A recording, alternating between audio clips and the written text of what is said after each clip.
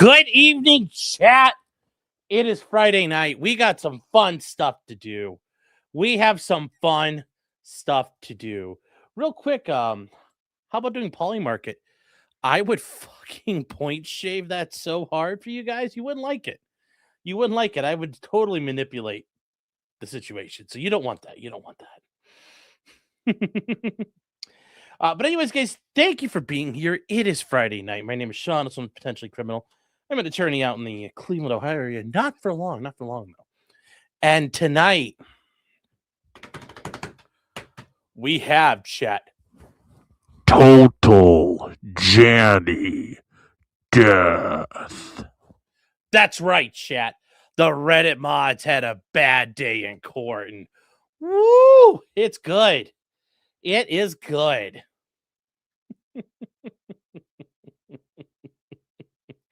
It is the best thing ever. Yes, total Janny death, chat. Total Janny death. Remember, they're mods. They don't even count as people. And also, Holden Bloodfeast is correct. They do it for free. They do. They do over on Reddit. They do it for free. And Jelly Jerome for £5 sterling. The King Sterling. What does he have to say? Total Janny death. That is right. TJD indeed, chat. Suffer Jannies. And it's only gonna get. Oh, we got some suffering. Ethan Klein filed his response to Denham's motion to dismiss or motion for summary judgment. We actually got a lot tonight. You know, Ethan's attorney got off their butt and filed it at a reasonable hour. So good job, Rom. You know, never met you, but I already like the fact you did that and gave me some content. So we will have stuff to do. Coffee Cat says they're commie mods to boot. Well, I understand that. And, you know, yes, Ethan Klein is on the left as well. I think he considers himself a progressive. You know what? What better way to see leftists than just, you know, let the leftists fight? I mean, the number one killer of communists are other communists, surprisingly, and other leftists. So, you know, let them fight. Let them fight. I hope everyone has a good time. I really do. I really, really do. And I hope, you know, these Reddit mods, oh, man, you can't stop what's coming, baby. You can't stop what's coming.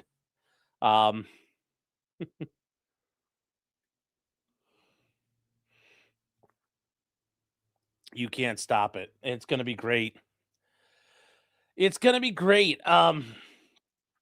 Jefferson Post for $2 has gotten away, but for you, meddling Lex Juther, yes, that is so true. So true in reality. But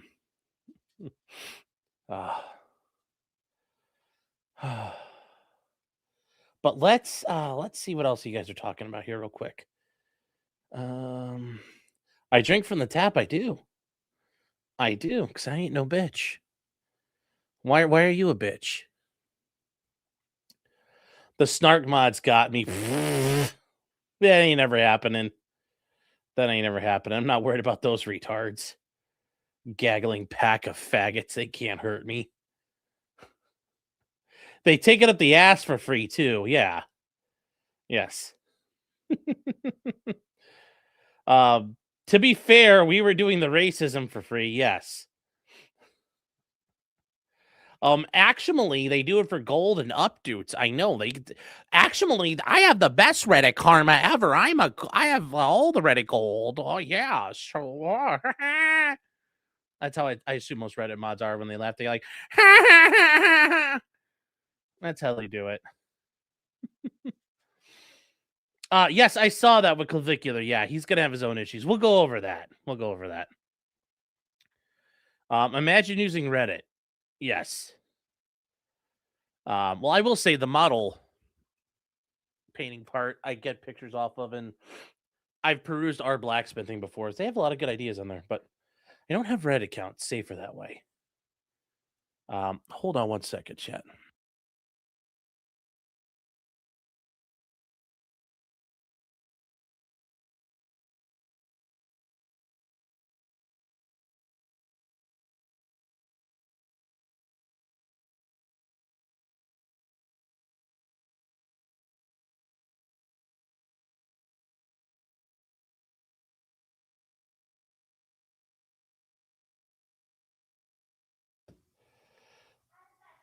Sorry, chat. I got the sniffles. That was rough. That was rough. We do have some updates and some other news here, though. That's kind of important, chat. It's kind of important. We need to see.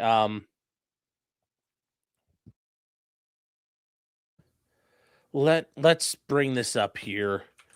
There were supposed to be some things happening tonight, and it's well, an update on the saga of Poop Pants Jeremy, the quartering, and what happened. Well, he was set to go on Flash tonight, and he ran away from Yellow Flash. He ran away from Yellow Flash again. He bitched out. Jeremy tapped out. He's like, I'm going to do a detox this weekend. Okay. You know, I'll come back to the internet on Monday. What a fucking puss. What a fucking puss of a human being. What a pussy. Who would have guessed? I know. Totally unforeseeable. No pun intended, chat. Oh, thank you, sweetheart. I didn't know that was coming too, but thank you. Thank you. Yeah, his debate was for today. This isn't the weekend. Yeah. Yes. The cope. Yes. That if he's the if we have like the sector gear solid, we have like the gunted, the gunted, the crapped, the pain and the sorrow. Oh. He made the smart call, yes. Bear in the Woods, did you see the message I sent you on Kiwi Farms? If that was you, yes. I was going to take a look at some of that. Yes. I respond. I've been a little busy. Sorry. So, yes, now we won't know where the oranges are for. That's the true tragedy. So, I know we wanted Bloodsport 2.0, but you know what, chat? It's if it was meant to be, it'll be. And it's not meant to be tonight. So, say la vie. Say la vie. All right, chat. It's a couple minutes. Let's get started here. I'm going to take my aspirin. Got a headache tonight. Man, this temperature is like fucking me up here. It's like 45 and rainy all day. So it's the four horsemen of the apocalypse, yes. All right. All right, chat. So remember where we left this saga off. The Reddit mods are accused of helping Denims and Frogan and Caseytron in a contributory copyright case to help infringe upon Ethan Klein's copyright for the content nuke, but also in one of the H3 countdowns. That's the issue here. And Ethan is suing, the Reddit mods as John Doe's because we don't know who they are. We don't know who they are. And in the meantime, hold on here. In the meantime, a couple of things have happened. One of the biggest things is the case of Cox Communications versus Sony Music. And if you guys remember, we talked about this case when the oral arguments were happened, but also we read through the opinion. And ultimately, it's about the issue of contributory copyright negligence because Sony sued Cox because they were an ISP and people were using their services to download music. Now, was Cox encouraging it? No. Were they set up for that purpose? No. In fact, they killed off like 92% of it when it happened. But they were still sued by Sony, and Sony got $1 billion judgment against them. So how do you establish contributory copyright infringement? Well, if you can show that you induce the infringement or you're providing the services and ability to do the infringement.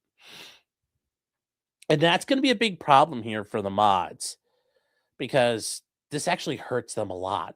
And remember, the mods started all those mega threads, and here's where you could go watch Denims and Casey Twan and Frogan because they didn't want to help Ethan. Remember, the H3 Snark subreddit is just all these fucking Redditors being complete fucking faggots. towards Ethan Klein for some fucking reason, because they like sucking Hassan's dick or something like that, or they like watching Hassan Piker suck Chinese cock for a living, because that's what he does. He sucks the Chinese Communist Party's dick for a living. And apparently that's what they want. Apparently they like cuck porn in that regard. So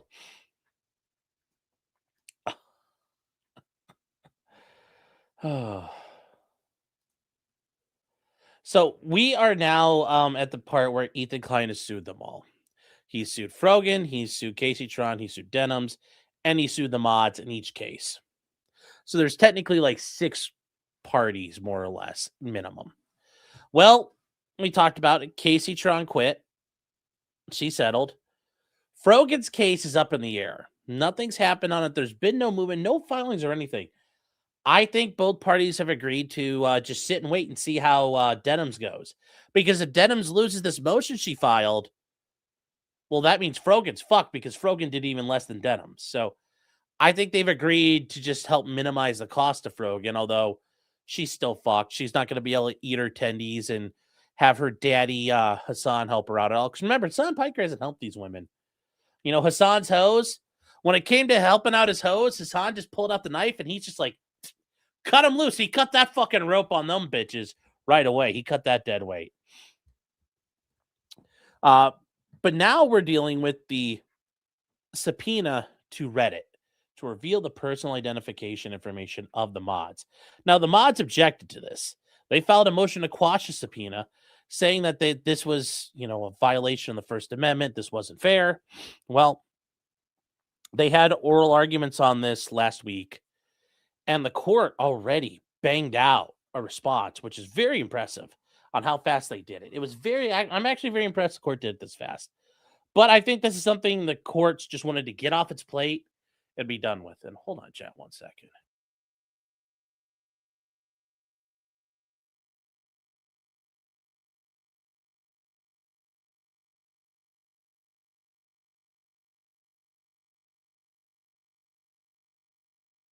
When you blow your nose and you could feel your ear pop, like, that's always a good sign. No sinus infection there at all, chat. No sinus infection at all. So what did we learn yesterday? Well, for the Reddit mods, total Janny death. That's right, chat. Total Janny death.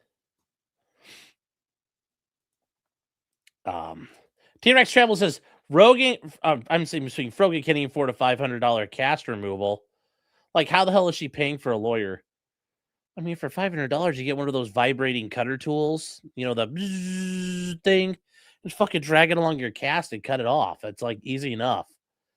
I mean, especially nowadays, I would have done it that way. That makes the most sense. Oh, the oscillators or whatever they call those things. So here we go. My sinus is infected. Yeah. Is it going to affect the law as a thing? The court case? Which case do you mean, Ryan? I mean, the Supreme Court case, yes, it's greatly curtailed what constitutes contributory copyright infringement. It has not killed it off, sadly, but if they had killed it off, we wouldn't have this case for the mods right now. But the court released an order yesterday, and let's get to it, chat. This is oh my God, chat, it's so beautiful. It's so beautiful. And it's funny because this judge, she doesn't waste any time coming out saying order denying motion to quash subpoenas. Just comes right out, be like, nope. Now, she says, heavily, carefully consider in the party's papers, relevant legal authority, case record, and oral argument. The court denies. They got ricated, chat. They got ricated. Oh, is this going to affect actual law? I mean, yeah, it'll be precedent that gets cited in the future. Sure. We're establishing precedent with these cases. Yep. Mm-hmm. Now, it's only going to be persuasive because none of it's at the circuit court level, but it'll be persuasive authority. So they go through the background here and they talk about, the complaint of copyright infringement against Denims and then the Doe defendants. And they say TEI, that's Ethan Klein's company, is a production company. They do broadcasts of the H3 show. And also, they're, done by Ethan and Gila, who own TEI. And they say that, and they talk about in 2023, and this is where they kind of give you the backfill if you don't know the full story here. Prior to 2023, Ethan Klein and hosted a political comedy podcast with Hassan Piker. And it's, leftovers is what they called it. And they said a public disagreement between Ethan Klein and Hassan Piker due to their stances on the Israeli-Palestinian conflict, specifically October 7th, led to a H3 Snark subreddit that was created to fuck with an A-log and, cow tip Ethan and Gila in real life. The Snark user base is comprised of former fans who went really left and hung out with Hassan because they're all a bunch of communist cocksuckers. TEI, and that's Ethan's company, alleges they hold registered copyrights for the following videos, which they do have confirmed copyrights of in the Library of Congress. The H3 show, which was a countdown to doomsday, which is about the content nuke leading up to it, and then the content nuke for Hassan Piker. Ethan alleged that Denims hosted an online group viewing session and a watch party. As it was literally like going live, she did that to siphon views away. And she did. It wasn't like she watched it 6 hours later or the next day. She did it right then and there. And then Ethan's also alleging that the moderators of the Snark subreddit are involved. Ethan says, I don't know their names, but they allege that Reddit and Discord names would be available. And these mods promoted the watch parties and said, go watch this instead of Ethan. So in July, they requested leave to issue subpoenas. In July, at the end of July, the district court gave Ethan Klein the opportunity to go file his subpoenas. August 4th, the subpoenas were served on Reddit and Discord. And they're seeking documents and communications containing the personal identifying information of the Reddit and Discord users. So, Jannies. Oh, no. Oh, no. The suffering begins. The Reddit Jannies on their own showed up filing this motion to quash the subpoenas. That's why this case is up in the Northern District of California. They showed up out of nowhere to do this. Now, what's the issue here? Rule 45 of the Federal Rules of Civil Procedure governs discovery and non-parties. Because remember, as of this moment, the people are non-parties until they're named. They're not really a party. The scope of discovery is the same as the scope of discovery permitted under Rule 26, which means you can basically request whatever you want. The scope of discovery is pretty wide and wide-ranging. Rule 26 permits a party to obtain discovery regarding any non-privileged matter that's relevant to any claim or defense and proportional to the needs of the case. And it also talks about you have to balance a party's relative access to the information, their resources, and the importance of discovery. And they say courts must protect a non-party from a subpoena if the subpoenas require disclosure of privileged or other protected matter, or it subjects a person to undue burden. So if you happen to be a witness in it, you're not a party to it, you could get subpoenaed for information, though. It certainly could happen. They also can limit the amount of discovery in a subpoena. If it's duplicative or cumulative, it can be obtained from another way. Or the party seeking discovery has had ample opportunity to obtain the information through a different way. Or you're seeking stuff not allowed under the rules of the discovery rules. There's a couple different ways that you could be limited. And they say that the court is where the compliance is required must quash or modify a subpoena that fails to show or fails to allow a reasonable time to comply. So, guys, we talked about when these subpoenas get served, you have, you're ordered by 45 days from now or 60 days from now to appear at blank, blank, blank street at the offices of, Sean Martin, attorney at law, and provide documents regarding this. Okay. But if I gave you 7 days, that's really unreasonable. That's impossible. 2, what's the other thing you have to do? Requires a person to comply beyond the geographical limits in Rule 45. So I can't subpoena people all the way across the country. You can't just show up everywhere and fuck with people with these. I'm requiring disclosure of privileged material. If I subpoena records from another attorney, or I'm subpoenaing medical records. Like, you know, a lot of that stuff's privileged. I have to have reasons to get into them. And then it says, or 4, subjects a person undue burden, which, you know, there can be a lot of burden in these situations. You know, I got to give you like 1,000 pages of printed out stuff. Well, that's a lot of money for anybody. Like, how do I have to go do this? Where do I go do this? Like, the burdens could be a lot. Now, on a motion to quash, the moving party, which is Reddit and the mods, have the burden of persuasion. But the party issuing the subpoena must demonstrate the discovery sought is relevant. And it talks about the motion to quash.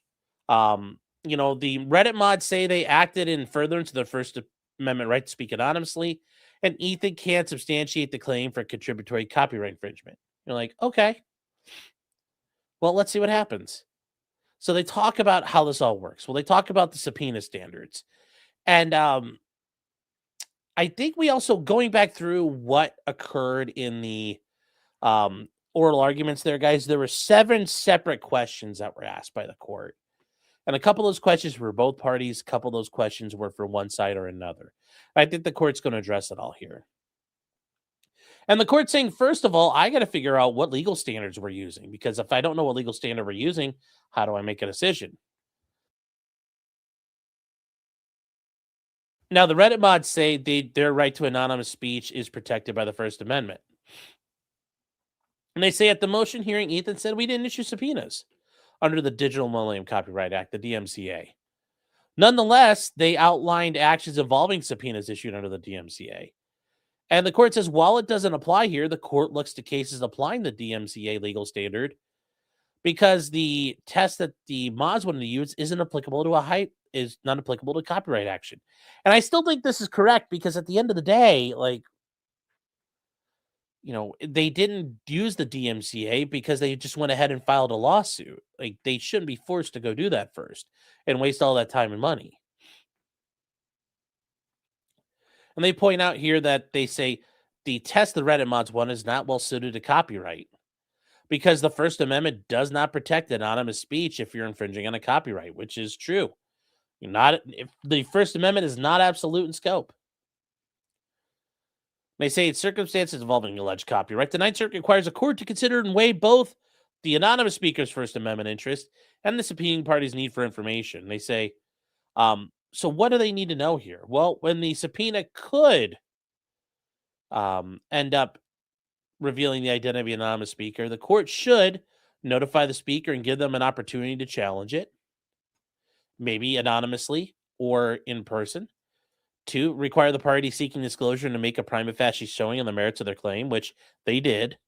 And 3, balance the equities, weighing the harm, seeking disclosure against the speaker's interest in anonymity. Well, this is where it gets interesting here. This is where it gets very, very interesting. The Reddit mods, I said this at the beginning, and I don't know. The Reddit mods, when they jumped into this case, was a little weird. Like, why did they jump in? They voluntarily inserted themselves into a gunfight. They didn't let Reddit go to war for them first. They decided to do the fighting on their own, which I think was a poor idea. Well, so here you go. The opportunity of the anonymous speakers to defend anonymity. Well, they've had that opportunity. The parties don't discuss this element in their papers, but the court, remember, the court can make its own rulings sua sponte. It's not bound by what's been presented. The court has permitted the Doe defendants to proceed anonymously. The court finds the Doe defendants present the motion to quash, the defendants' present motion to quash, indicates they received notice of Ethan Klein subpoenas of Reddit and Discord. And 2, it serves as a method for the Doe defendants to defend their anonymity. So they've already satisfied the First Amendment because they fucking showed up. Think about that. They're like, well, we're going to hire our lawyer and we're going to come in, and they're helping meet elements to help Ethan prove his case and get the subpoena heard. Like, this is just, and I didn't even think of this at the time. I thought it was going to backfire. I didn't realize the court's going to be like, oh yeah, you basically have, like, you're here and you're anonymous. Great. Like, you've defended it anonymously. There you go. Yeah, they took some legal advice from fucking Nick. It's like, good job, Reddit. Good job. So the First Amendment is satisfied because they were permitted to proceed anonymously. They've been allowed to be anonymous. They talk about the prima facie case of Denham's copyright infringement and the Doe's contributory. But it says Ethan alleges Denham's did direct infringement, and then these guys had contributory copyright infringement. And they say Denham's alleged copyright infringement. Remember, to establish this, they must show Ethan Klein owned the material. The violation accused by the accused infringer of one of the exclusive rights granted by copyright holders. And yeah, among the rights enjoyed by a copyright holder are the rights to reproduce copyrighted work and to prepare derivative works based on the copyrighted work. Now, ultimately, the the mods are claiming that Denham's use was transformative and that Denham's did not supersede the original use. So they go through all this, and ultimately, Ethan Klein says, that's not true. And they say, yes, it is, yo-ho. And Ethan Klein's like, nuh-uh. It's a little back and forth here. We're not going to rehash all of that. We're just going to get here because we've already gone through these standards. We've gone through these standards about fair use, and we've addressed them. There's 4 elements to fair use here. We've gone through those. The court finds that, and remember, this court is making a ruling on this based on limited pleading and limited information. This court never got the original complaints, the complaint and the answer. The court's not been involved in a lot of that. So the court's making a very, very limited ruling based on limited information here. But it says the court finds that Ethan's allegations satisfy the prima facie standard to show copyright infringement. Ethan alleges direct copyright infringement on the grounds that 1, Ethan owned and registered the copyrights in the Copyright Office, that Denham's accessed the Countdown episode in the nuke from Ethan's YouTube channel without any license, authorization, or consent. The group viewing session constituted an unauthorized reproduction of everything here. And they say Ethan Klein further alleges the registration numbers for the Countdown episode and the nuke are here and recorded. And the Doe defendants are, the mods argue that the court should decide the issue of fair use in the present motion to quash. But the court's like, wait, the court must only determine whether Ethan has made a prima facie allegation. And here's a big thing. Denham's isn't here, so it'd be really awkward for the court to make a decision. Because let's say the court made the decision completely, decide the whole issue of fair use, like a legal determination. Well, that court doesn't have the jurisdiction for that. We don't have all the briefing. None of it's been done. But Denham's isn't there too. So now you're going to have we now also run into the issue of we have 2 separate district courts.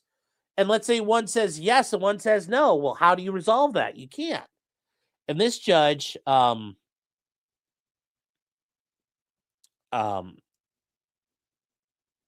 is just here to say, on its face, does it look like Ethan did it?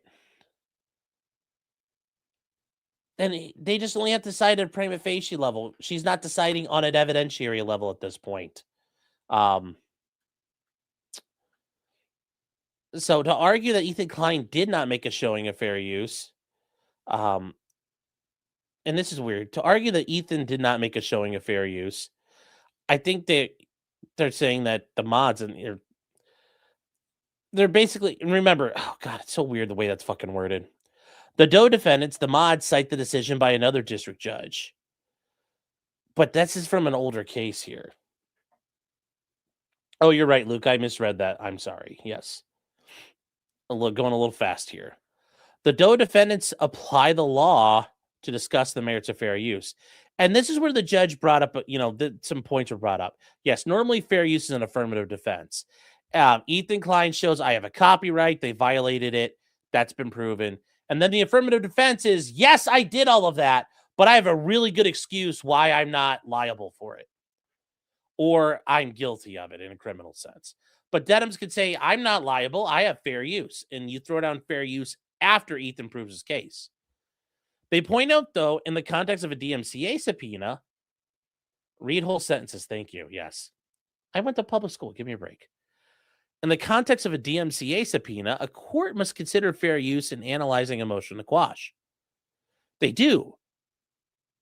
But it's not binding like they want it to be. And for some reason, they thought this judge was going to go along with that, which this judge is like, I'm not getting involved in another fucking case. I don't want people fucking around in my cases.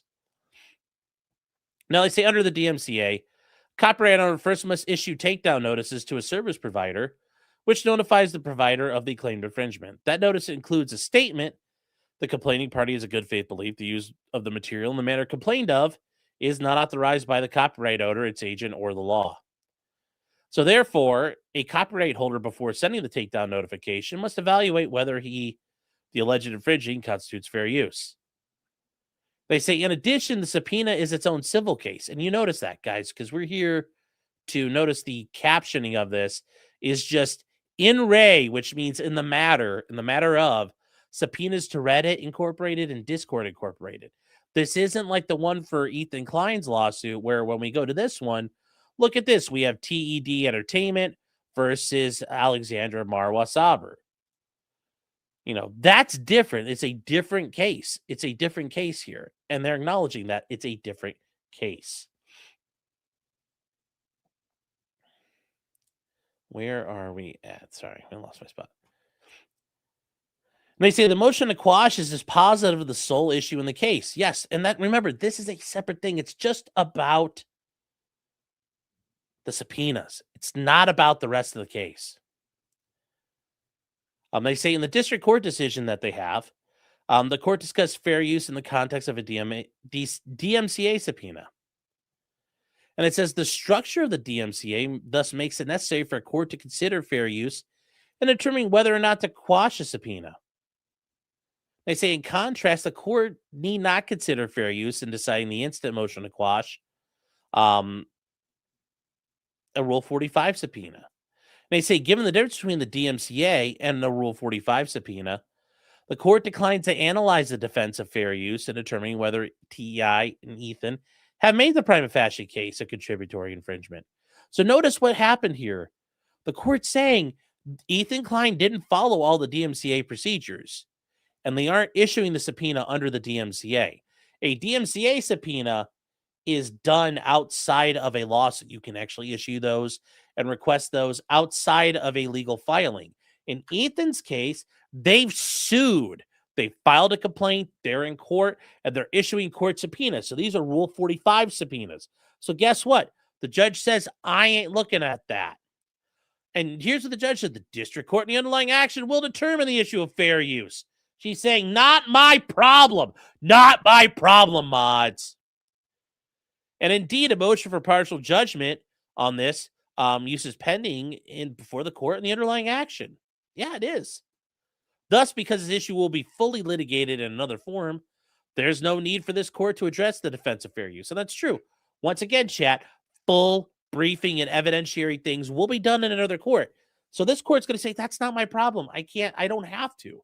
And more importantly, once again, there is that break between the DMCA and Rule 45. Remember, if this is a DMCA subpoena, the motion there involves, how you do this and how you go forward with this. Before sending a takedown notification, you must evaluate whether there's fair use going on.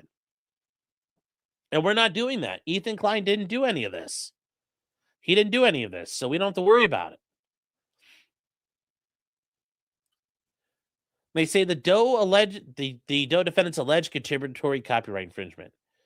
And they say to establish a prima facie case of the contributory infringement, Ethan must show that they had knowledge of Denham's infringement, and 2, either materially contributed or B, induced that infringement. And they go through and they cite this case here of, they cite this whole case of MG Premium versus Doe's. And they talk about, how does this get to here? And they say the Doe's contend that Ethan can't show that they watched the viewing session, that they would know whether Denham's was infringing. And 2, Ethan can't establish the defense induced, caused, or materially contributed. The court concludes, remember, they're saying, well, how do you know we did it, Judge? The court concludes that TEI meets its burden to show the case of contributory infringement. Oh, no, Reddit mods. Reddit bros, I don't like this. I don't like this, Reddit bros. First, Ethan alleges ownership and registration of the copyrighted work. Second, Ethan alleges the Doe defendants knew Denham's group viewing sessions infringed. And it says here, Ethan does not merely allege these facts, but points to specific evidence that the mods specifically instructed other potential viewers to the Denham's watch party. And notice this is an entire thing here, and it's very hilarious as an ethical way to watch programs. And notice they say the Volk declarations. This is the Reddit mods exhibits. The Reddit mods produced their own exhibits that helped prove Ethan's case. The court is citing the Reddit mods' own fucking filings. Fuck, Safa. I mean, yes, this is amazing. You're just, these Reddit mods are literally shoving pieces of broken glass up their ass.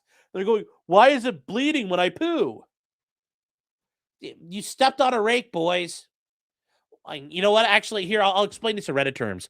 That's a big yikes from me. That's a that's a heckarino of a yikes from me.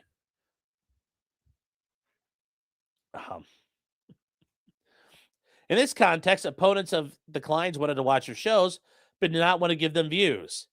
It appears the entire purpose of the watch party was to watch the programming in a manner that didn't benefit Ethan. Ethan's allegations, supported by the evidence, create the prima facie claim. Although it may seem counterintuitive, the opponents of the Kleins would want to watch the Kleins programs. They were engaging in a cultural phenomenon known as hate watching. Yes, they're hate watching and A-logging.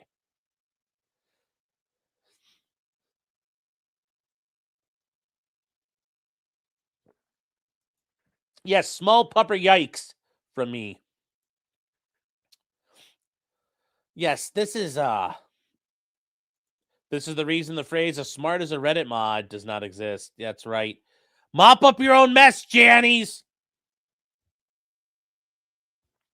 But notice, once again, I hope the Jannies know this, and I hope it gets to them. This is from their own attorney. They filed their own fucking exhibits. They literally butt-fucked themselves on this, guys.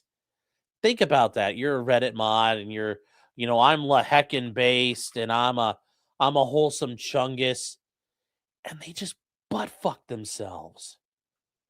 Why would they do that? Why would they do that? I don't know why they would do that, but they did. They did, chat. For some reason. For some reason. I'm hate watching the Urban Dictionary site. Well, we're going to get to that here in a second. Where is, damn it, this will not, oh,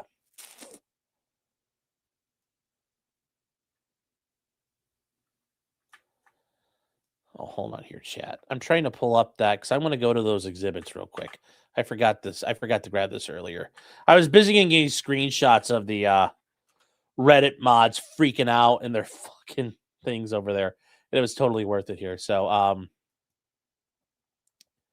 this is, remember, guys, this is part of that massive 548-page abortion that Cronenberger. And remember, guys, this is very appropriate. It's very apropos. A 500-page filing your name of your law firm's fucking Cronenberger. That's some real Cronenberg shit right there. Let me tell you what, buddy. But we are going to go down through here. See if we can find it. Where are we at with these? Because so much of this shit is just... Yeah, okay, Exhibit H. A, B, C, E, F... Let's get back up to here. Let's get back up to here. F. Oh, hold on here. Exhibit C. Which ones did they cite again? Hold on here. Exhibits F through G. Well, we'll start here. Because it skips from C to G. And you're like, what the fuck did you do, Giannis? But let's start with Exhibit G, because that's what we have. Exhibit G. Where to watch? Yes. Yes, Reddit mods. Once again, for some reason, you jumped into the lawsuit. You jumped into this voluntarily. And then you provide the judge with something where she's like, wow, you guys look like a bunch of, I'm going to say big no-no words, And you can't downvote me over here. You can't downvote me over here, motherfuckers. I don't need your gold. I don't need shit from you. I don't need your karma. I don't need fuck all from you. But they put their own Reddit page in their filings. We've seen about wanting to watch the nuke without showing support for H3. Here's a list of creators who have supported our sub. If you're planning on watching along with any of them, we ask you carry a sub's rules in those spaces. Happy snarking from your respective bunkers. That's right, you're all bunkered and siloed because you're bitches. But you literally did this. You did this to yourselves. So who do you have? Comrade Casey, faggot. Frogan, faggot. Sean the Black, faggot. Dedham's, faggot. Mike from PA, God, that guy's a fuck. I think everybody in the left thinks he's a fucking ghoul. Hallucinogender, OG. Well, yeah, if you're trans, you're probably hallucinating. Casey Tron, which we already know. Do Not Worry podcast. Well, those mods, they are going to have to worry. They are going to have to worry. The Uninformed Leftists. Oh, we're going to find some of those in a minute, chat. But this is their own filing. You put this here, chat. You put this here. Notice, Contact Nuke is canceled. Maybe we'll upload tomorrow. You're providing ways for them to watch it. Oh, my God, Becky. Oh, my God. Oh, my God. Are you Sean the White? Yes. It depends who you ask, though, because people from Italy might be considered black depending on who you ask. I come from the southern part of the country. Another one. The content nuke on Hassan Piker. Yeah. Look, just more. It's just.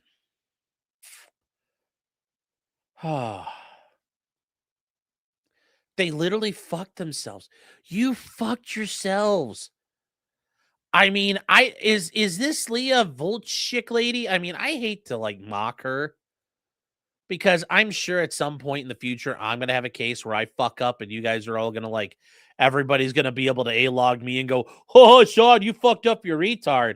But holy shit, this woman butt fucked you. This lawyer without a law degree literally shoved broken glass up your ass. Reddit mods, you probably like that. But she fucked you so hard. Or you asked her to do this and you let her fuck you so hard. I don't know. Poffin says, are you not reading Kick Chat? Oh, did you? I'm sorry, I didn't see it. Hi, Poffin. How you doing? Hope you're doing well. Sorry, I wasn't seeing that for a second. Yeah, I didn't read the statute. But God, imagine imagine getting fucked by your own attorney like that. Although I'm sure that they were directing that. Makes me wonder, is she a fucking snark rod herself? Is she one of the snark Jannies? Because she seemed very invested in this. She seemed very invested. Huh.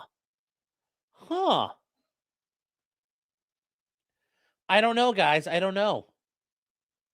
This is a little weird. It's a little weird. But anyways, the judge goes on to say, the Urban Dictionary defines hate watching. It's where I need that little do do do do do do do do do do do do do like that 50s housewife cleaning music. Hate watch is defined by Urban Dictionary, which is one viewer generally despises but cannot stop watching. This could be because it's so important they feel they have to, because it has enough promise they hope it gets better, because it's so well crafted in its terribleness and the badness itself is noteworthy, or because they enjoy the adrenaline that pure revulsion can bring. Whatever the reason, the hate watcher can't look away from the train wreck. Yes. Although it's funny, this is very, they've stared into the abyss, the train wreck, and they've become the train wreck. And then, Macaroni Baby. Sorry, God. I doubt she's a mod, but she's too empathetic. Well, this is a thing, guys. I've talked about this before. Do not get, if you're an activist, don't get an activist lawyer. Your lawyer can't be all up in your shit and be a true believer like you, because there's no pushback. There's no control. There's no contrast. If you're fighting in the culture war, you don't need a culture warrior as a lawyer. You want a lawyer who's just going to be a lawyer. Even in a criminal case, you want, like, you guys need to agree and kind of see eye to eye on things. But there has to be times where instead of just like, oh yeah, we're like down with the struggle for each other, there's pushback. Pushback from you as the client and pushback from your attorney. You guys have to be able to do that to each other. That's what proper counsel is. Proper advice. If Leah's like, fuck yeah, we're just going to do this and fuck it all, you can't do that. You can't do that. This is the problem. If you're not one of the mods, Leah, Jesus Christ. Like, you can't buy into your client's shit like that. You have to be looking out for them. And, you know, you guys are so obsessed with owning Ethan Klein that you just fuck yourself over. And the judge, you know, says here the entire purpose of Denham's party was to hate watch the works without giving any benefit. This is credible evidence the Doe defendants understood the goal and facilitated it. It's like, wow. Wow.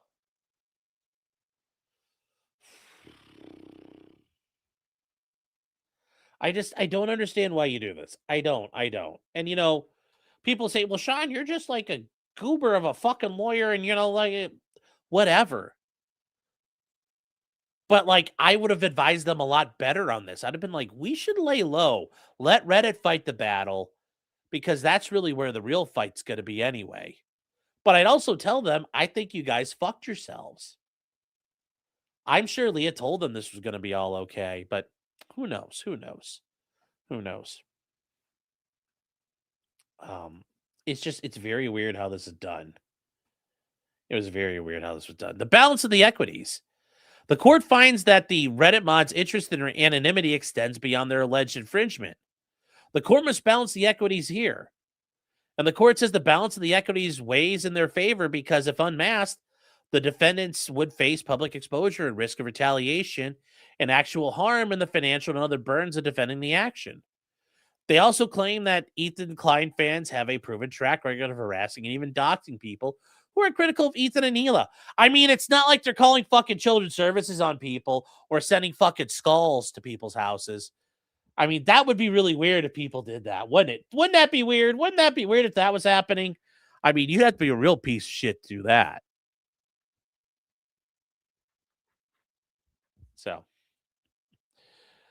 Ethan says in response, the balances are in his favor because they're parties to the underlying action. And it says the court concludes here that Ethan's need for identifying information outweighs the interest in anonymity. Ethan seeks information so he can proceed with his claims for infringement. The defendants are defendants in the underlying action, and without information regarding their identities, Ethan can't identify them. If he can't identify them, he can't sue them because he can't serve them with process. I mean, it's very critical. It's very, very critical here. The balance of inquiries is in favor of Ethan. And then the request for a protective order. They did request a protective order in the alternative. Ethan, in response, argues a protective order is not warranted because solely disclosing the identities of the court hampers Ethan's ability to conduct discovery and proceed. And the court denies the motion for a protective order because Ethan must determine the identities of defendants in the underlying action against them. To the extent the parties have further concerns about the disclosure, the party should seek relief from the Central District of California. The judge says this ain't my fucking problem. You got beef. You got beef. Go down there. I am not getting involved in this. This ain't my fucking problem. And I just love how the judge's like, this ain't my issue, man. This ain't my issue. This ain't my issue. This ain't my problem. This ain't my problem. Until the Doe defendants appear, the court orders the following. Reddit and Discord may respond to the subpoenas to Ethan Klein only. Additionally, No party may disclose the identities of the Doe defendants or any other identifying information to any individual or entity not a party to this matter. Of course, the district court in the underlying action may override these protections once the defendants make their appearance in that action, which they're going to have to do. So this is like to the Reddit mods out there. This is temporary. This is only until you guys can take your fucking Reddit tier lawyer and pay her more heckin' Reddit gold. Take your Cronenberg Jew lawyers who are not on the same level as Ethan's Jew lawyer. Let me just say, Ethan got like the Agent 47 of Jew lawyers. You guys have like the NPC of Jew lawyers. You guys are just going to get snuffed out. You're going to have to show up down there. And now that court gets to decide. And ultimately, if Ethan can prove that you have contributory copyright infringed, your name will become public because you're going to get sued. So, yeah. Oh, I mean, it's just... oh.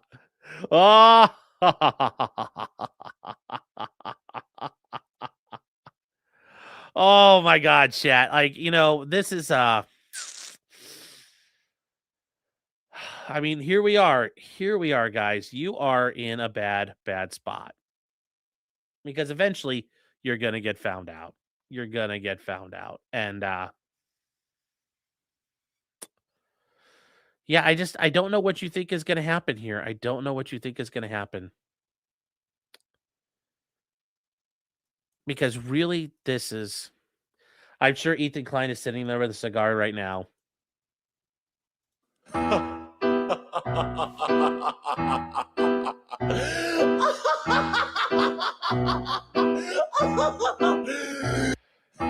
Pretty much.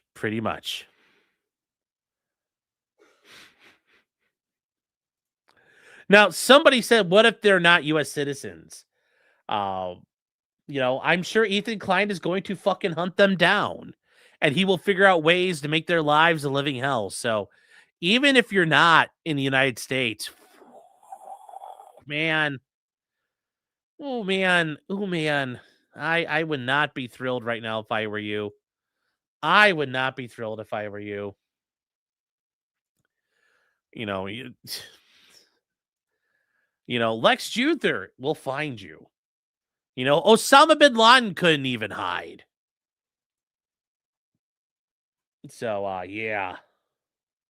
Just keep that in mind, chat. Just keep that in mind. It's not going to help you. And, yes, this is all happening on May Day. Yes, we're talking about it. Imagine if one of them, yes, are Israeli citizens, lols for centuries. Well, that's different. This isn't a criminal case. There's no extradition, but civil service issues. Yeah. Yep. Yes. Remember. Well, they found Eichmann. They found Mengele. They actually found a couple of people. I even think they figured out Klaus Barbie was down there too, but Barbie died and Mengele died before they could really do anything about it. But yeah, the world is not a big enough place to hide when someone's looking for you. And Ethan Klein is coming to collect your scalp. He's coming for your soul. It just is what it is, baby. It is what it is. Now, the best part about this chat is the cope. The cope in Reddit was just to behold, you guys. So, and it's great when you're like, you're having names like Recovered Gang Stalker. Okay. And what did this person say? Says, so now linking to a live stream where there could be allegations of infringement is enough to forfeit anonymity. Cool. Thanks, Ethan Klein. Gotta love how short-sighted this is. No, it's not short-sighted at all. You can't infringe on fucking copyrights.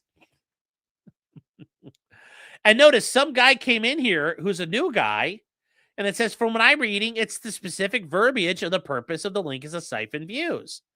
I know you've been reading a bunch on this. How do you know what evidence the judge is talking about here? And it says, Ethan doesn't allege these facts, but points to specific evidence as an ethical way to watch this. And you know what? This guy probably got fucking banned immediately. He's just pointing out, yeah, it seems like the judge ruled that Ethan's evidence is valid, which is rough. But linking something and alluding to it taking away views from copyright holders loses the anonymity, I guess. It says ridiculous, pedantic, petty shit the Kleins are pulling. Oh, no, it's not ridiculous. It's not pedantic, and it's not petty. You can't fuck with people's legal rights. Ethan Klein is a copyright. You guys wanted to fuck with it. He's going to sue you. This is totally a legitimate lawsuit. Is he using it for ulterior means? That he's going to make your suffering legendary even in hell? Yes. But he's also going to butt fuck you with legal process at the same time, and that makes it okay. It's brilliant. You dumb fucks played into his hand. He literally left a bait car sitting there, and you guys were like, oh, I want to steal a fucking car.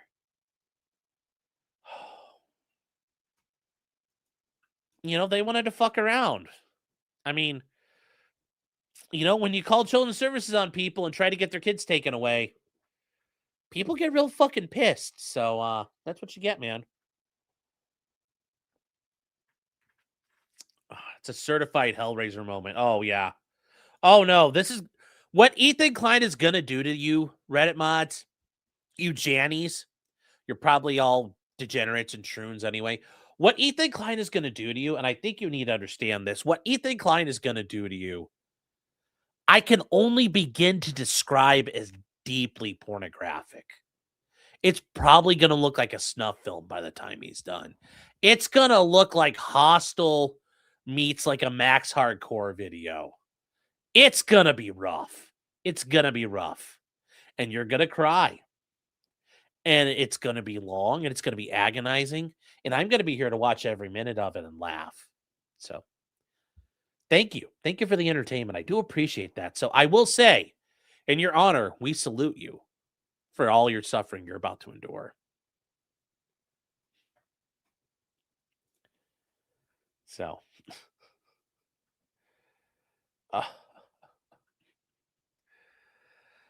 oh, you know, I mean, and really, I mean, it's like, you know, sometimes you want to go where Ethan Klein doesn't know your name.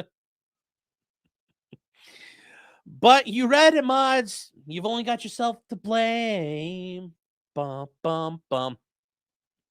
You want to go where you could snark all day? It's a Serbian film. Oh, actually, yeah, that'd be, even then, it's not going to be that bad. You shouldn't know about that. I'm a millennial. I was a latchkey kid raised on internet porn, man. I hope none of them have money. It doesn't matter. I don't know. I really don't. It doesn't matter. They're suffering. They're fucked. They're fucked. Oh. So, there's more. There's more here. I just love how these are going here. And I like this one. It's like, okay, this seems fucking bad. Yes, it's really, really bad. It's really bad. Yes, it's very bad. It's very bad. You know, there's so much more here. Now there's all this here. I love this one where it's like, stop harassing women. Wasn't Hila a woman? Well, no, she's a Jew. You guys don't care. What are we thinking in regards to the Snark mod's identities being protected? I am not a lawyer. Should have stopped right there, honey. Should have stopped right there. But it unfortunately read to me the judge was receptive to Rom's arguments. He was. Judge was. And notice this attorney says, I agree with you as an attorney myself, but this community has rose-colored glasses on and is downvoting any objective reading of how that went. And somebody says, I don't think it's fair people are downvoting for having the minority opinion. It will show which way the judge will go. And somebody says objective in my reading. Well, yes, it was pretty objective. I listened to that and I didn't think it was going to get granted. Like, I didn't see it getting turned down. I mean, really. Like I said this from the start, these guys are fucked. I thought this was going to get granted from the start. And these mods have been living in a denial world. Now you have this other one here. I just don't understand how it's copyright infringement when the creator's allowed reuse of his content for years and then secretly copyrights one specific piece of media. That's how it works, baby. That's how it works. There is no detrimental reliance. This isn't contract law. You don't get a stopple. You don't get a stopple like that. You fuck around with somebody, you gambled on the benevolence of Ethan Klein while you threw shit at him. That seems pretty foolhardy to me, that I'm going to keep fucking with this guy, and I'm assuming he's not going to fuck back. But hey, once again, this is how Redditors think. This is Reddit tier behavior. Reddit tier thoughts, chat. Like, how is anyone supposed to know that video is copyrighted before it's released when you haven't copyrighted anything else? Shit's confusing. It's called due diligence, baby. Due fucking diligence. Due diligence. Luke says, copyright isn't something you need to register and attach automatically. Yes, but with the registration, you have increased capabilities and enhancements. Yana, I didn't know he set a fucking landmine there. You fuck around and you find out. Just like Christopher Walken says in Pool Hall Junkies. Eventually the lionesses and the hyenas keep picking at the lion. And then every once in a while, the lion has to get up and tear the shit out of everyone to remind him who's in charge. And I'm not trying to say Ethan Klein's a king of the jungle, but in this situation, he is. They were picking on him, and he got up and he's fucking broke it off in your asses. You can't act like you didn't know this was coming. Can't act like you didn't know this was coming. Ducky Mom here says, I get the feeling that the judge is an old woman that doesn't understand how the internet works. No, she understands. She can fucking read the English. She can fucking read English. But notice this one. There are layers to internet culture that are required explanation for sure. Yes, Your Honor. Reddit. We need a Redditologist. You don't understand Reddit here. It's so important. You just don't get it. You just don't get it, Your Honor. I mean, we're the heckin' good guys because we're the good guys. We're known as the good guy squad, Your Honor. And Ethan's a bad man. Why? Well, it's because he's a Jew. It's like, okay. I like this person, though. It's a woman, and it didn't seem like you describe it. She might not be familiar with the ink, she's a Reddit, but she's qualified enough to make an assessment. And then somebody says, if I was not tapped into this and was drama about some other creator, I would also not understand what the fuck is going on and why people's privacy is at risk over making a mega thread. Bullshit, you wouldn't. Bullshit. Yes, Bear in the Woods. Your Honor, you need to have a very high IQ to understand our arguments. Your Honor, how much Reddit gold do you have? Are you qualified? Do you have enough clearance? Do you have enough karma to understand our arguments? Fucking faggots. This other person, Lori Keatigan, stop harassing women. Oh, come. They're cunts. She seemed to genuinely understand when the Snark Mods lawyer said, let me explain how Reddit works. And explain the hosting of mega threads for the purpose of viewing. She said, yes, I understand. I can read a fucking sentence that says you guys are doing this to fuck with him. So once again, the Snark Mods lawyer just literally just turned around to her clients and just said, Your Honor, let me explain. And she just fucking shoved her hand up their ass. They probably liked it. And just fucking milked them in front of the court. And like, oh yeah, that's the masterstroke. That's the masterstroke. Oh.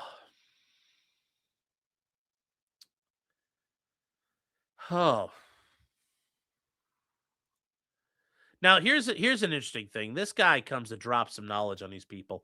He comes speaking the truth tonight to these people. And he says, listen, you fucking idiots. The argument is not that other videos are not copyright, and this one is. All videos are automatically copyright. That is true. And it says, if someone uses your copyright material without, the fair use argument makes it suing people over it very expensive because there's so many subjective things you need to prove. In this case, the defendant stated the streams are to allow people to watch without giving Ethan any money. And the explicit intent of financial harm is one of the things that removes fair use defense. And he just has to point to the statements that were already made. The defendants have to prove the statements were not honest, which is much harder to do when they're the ones who have made them. Yes. Yes, there's generally a belief in the rules of evidence.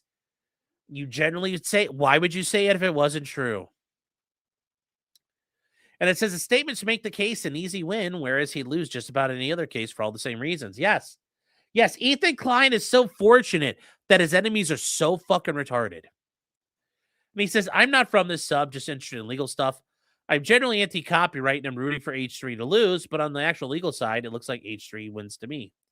And notice this person here. It says, the statements are not relevant. Oh, they are 100% relevant.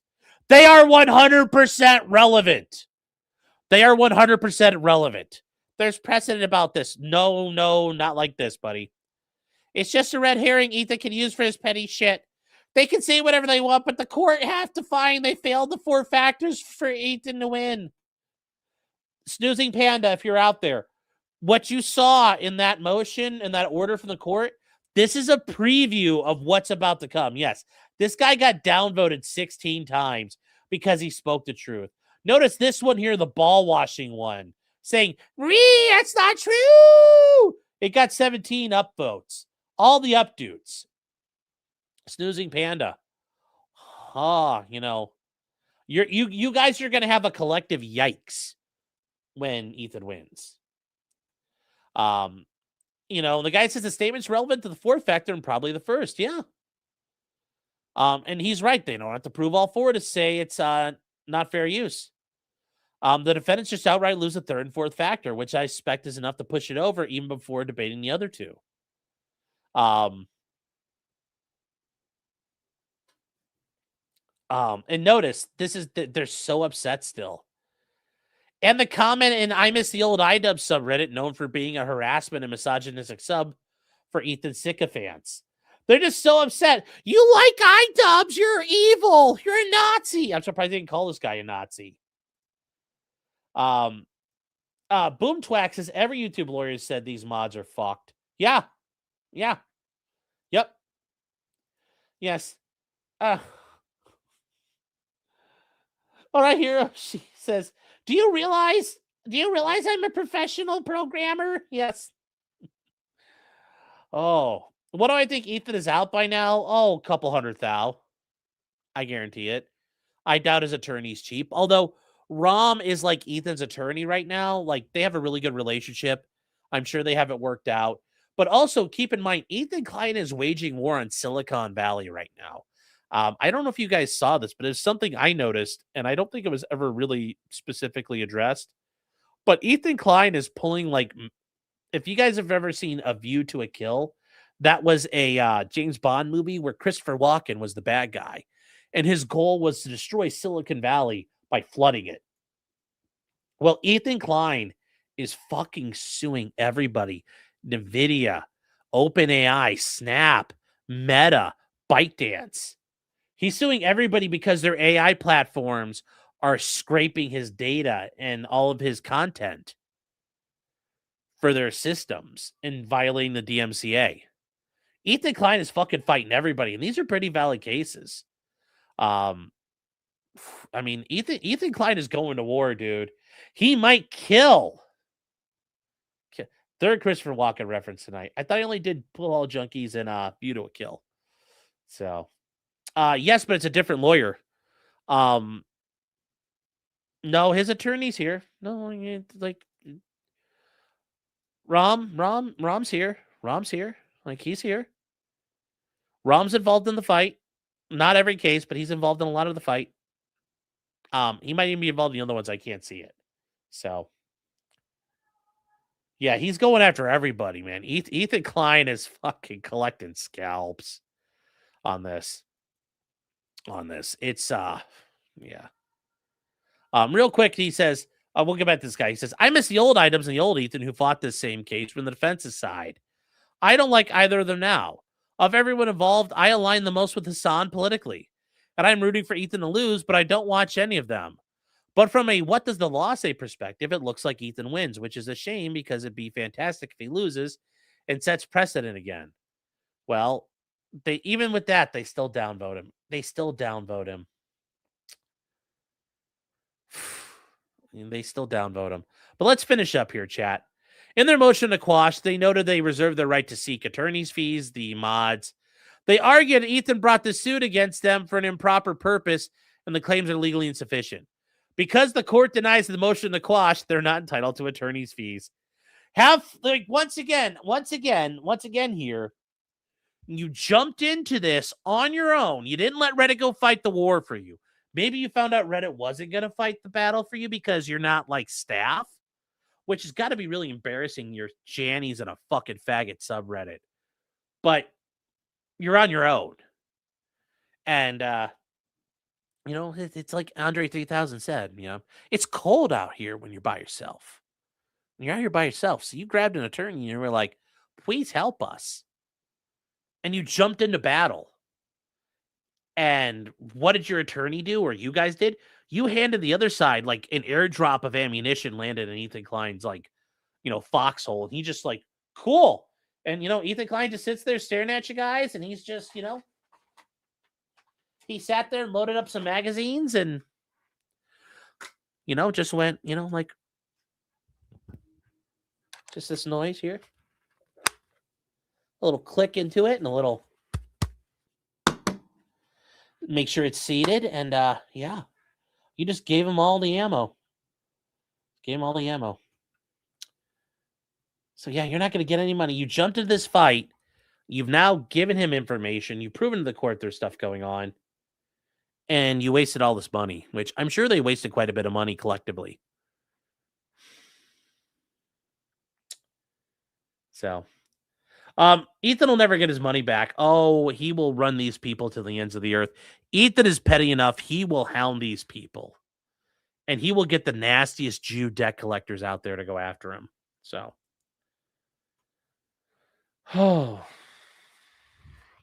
So ultimately, the Reddit mods get ricketed. Sally Kim. I bet on Reddit they're screaming that she's a nasty race traitor Asian woman. And they're probably screaming, why do we let these, yes. And I agree. It's not about the money. It's about sending a message. But if you can get money out of it too, why not? The money, it's money helps. Money helps, chat. Money always helps. But yes, it's not the primary goal. It's not the primary goal. But I'm sure he's looking for it if he can get it. And where is, yes. Nothing says I'm sorry like money. And it's not. But, ultimately, chat, this is a based outcome. Suffer, Reddit mods. Suffer. Total Janny death. It's the best day ever. Money allows you to send more messages, yes. Anna Wall says she has a cute signature. That's electronic. So, it's just like mine when I, when I'm I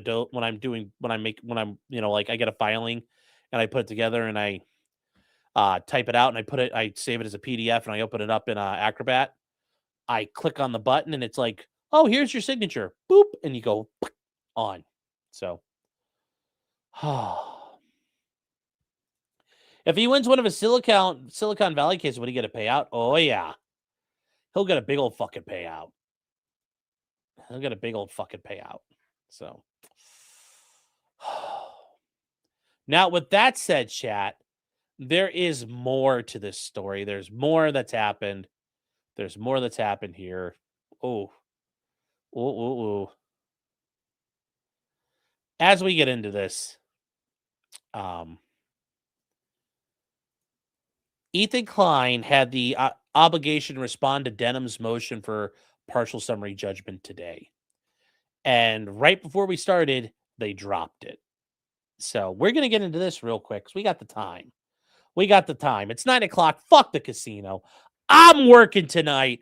I'm handling this. Nobody cares about Jeremy being a fat faggot running away. We're talking about suffering of commies over here. That's the real action. That's the hot fucking we're talking about tonight. That's what people want. Not some fat loser in Wisconsin and his bulls. No. No, sir. No one needs that tonight. So let's get into it. Real quick, though, Jefferson Post says Reddit gay ops are a shadow of the sector's gay ops. Yep. Mm-hmm. Yep. Thaddeus McThunderschlong says, is this what happens when ideology supersedes intelligence? Yes. Yep. They got out. They got way out over their skis. They had to own Ethan Klein so bad and help Daddy Hassan fight him. And now, where's Daddy Hassan? Daddy Hassan's jerking off on Pod Save America. And you guys are now getting fucked by Ethan Klein. You're like, but wait, that's not what I wanted. It's like, it's what you're going to get. That's what happens to whores. Whores get used and tossed aside. So, congratulations for helping Hassan. Jefferson Post says, your well, actually has no power in this court. And that's true. It doesn't. Poffin's been a member for 9 months, says Suffa and Quifa. Yes. Yes, Suffa Kami, Suffa. Thaddeus McThunderschlong again for $5 says, it's almost like they voluntarily bent over, spread them cheeks, and then said, oh no, rump pump me. Yes. Oh no, what are you doing, Jewish stepbrother? Twisty YouTube name says astute of the judge, right? Yes, very astute. Coffee Bland Coffee says AI or Baldo is a bad idea. It is. And then Jefferson Post says Ethan Klein is going to have his own May 1st burst. Yes. Yes, chat, remember. In honor of Phil whacking it on stream, we are there. Black Knight says, any tips for legal research for somebody in a paralegal class? Talk to, find whatever state you're in. You have a state bar association that, or like an unofficial, like whether it's, the unofficial one, or even if it's the official governing one, it depends what state you're in. They may have opportunities for students to sign up at like a free rate or a very, very reduced rate. And you might get access to a search engine, a legal research engine. I'm a member of the Ohio State Bar Association. So I have to pay a little more because I've been practicing over 10 years now. I have to pay more, but I also paid for like unlimited CLEs this year. So I got, how good that fucking turned out because I'm moving out of state, but I got unlimited CLEs. I'm going to catch up over the summer on my stuff and bank up some for next session. I paid for all that, but if I pay for the bare bones amount, which is like $30 a month, I get access to what's called DISASTEROUS. It's their licensed version of LexisNexis that I can use, and it's very good. So you can do that because instead of like paying for Lexis or Westlaw, that would be insane for you. But there's opportunities to get cheap or reduced rate legal research out there. I would just look around like that. Maybe even your local county bar association or city bar association may be able to hook you up. So reach out to them. Would be my recommendation. That's how I would do it. Do we got snark fags in chat? I don't know. If we do, you're all faggots. Goosey. So, thank you for being here, Goosey. I think you're new. It says the insane amount of brain cell decay in snark. Oh, yeah. Yeah. Kate says you can also ask law firms in the area, too. Yeah, but they might want you to do work for them. They might want you to do the work. So you got to be careful about that. I'm going to do CLEs on that land. Yes. No, Sean, you're not supposed to do CLEs. I know. Read the law. I'm working on it. Just snort coke all day. Well, in Florida, that's a good place to do it. Yeah, what kind of homo does CLEs? So CLEs, Spud Gun, are continuing legal education. Every state, if you're medical professionals, even engineers, architects, they have to do continuing education credits to keep your license valid. It keeps you proficient. For CLEs, for attorneys, like in Ohio, I have to do 36 hours. I'm sorry, actually, I have to do 24 hours every 2 years. So I have to I could do 24 hours like in a month. which I have done before because I forgot. I have forgotten before, and I did like 19 hours in 1 month in December because I forgot to get it done by the reporting period. For me, my reporting period is in December this year. So I have to get, I think I'm down to like 17 hours right now. I have to get that done before the end of the year. And if you don't, they put out a notice for you and they say, get it done. And if you don't get it done within a certain amount of time, they suspend your license until you get caught up and valid. So that's what those are. Let's see here. I can't do all the CLEs because Klein needs to go to violin lessons. You can do CLEs on your phone. You literally just sit there and watch the screen, and they make it like in Ohio, the thing comes up on the screen like 4 times. You have to tap, are you still watching? And you have to hit yes, like 4 separate times in the, CLEs. It's like, it's not fucking hard. There's no excuse. There's no excuse. Yes. Sean with the big eyes. I know. Eyes you can see. I don't hide. Eyes you can see. You best believe. No hiding behind no hiding behind tinted lenses here.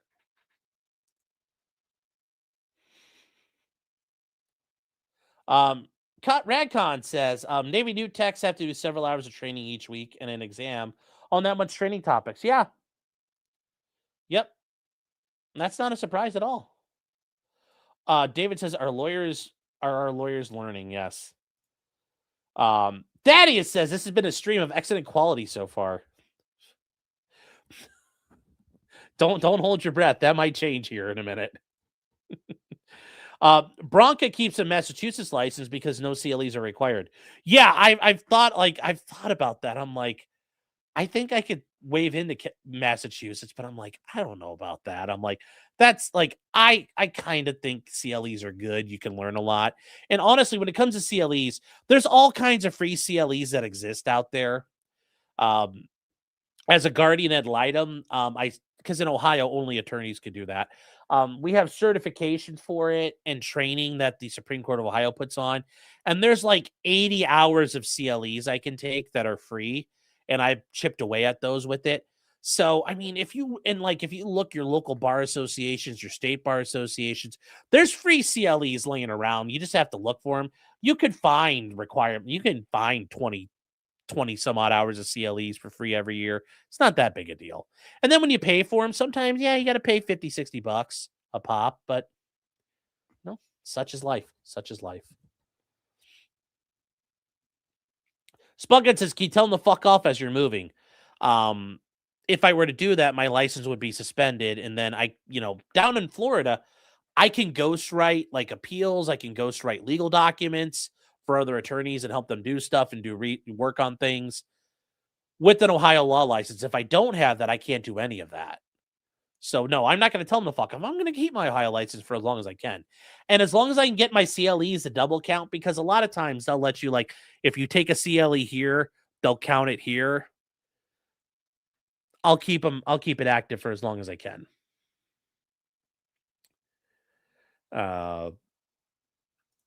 Cacophony says, do you use an airbrush? Yes, I use, what the fuck is this called?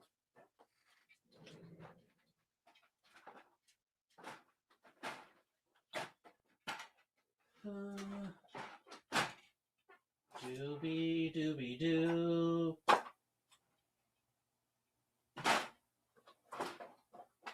Where the fuck did I put it? Uh-oh. I don't like this. Where the fuck did it go?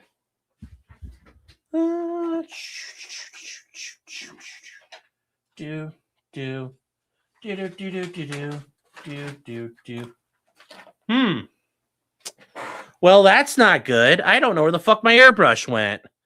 It's a Profix CH3, I believe, is the actual one I'm currently using right now. I also have an Iwata CR Revolution CR. I have both of them. And the Iwata's good. I bent the needle on that, and I didn't have a chance to get a new one. I just switched over to the Profix. The Profix is really good. It clogs up a little more than the Iwata, but I think that's, I don't know. I think that's a skill issue on my part. So, Um,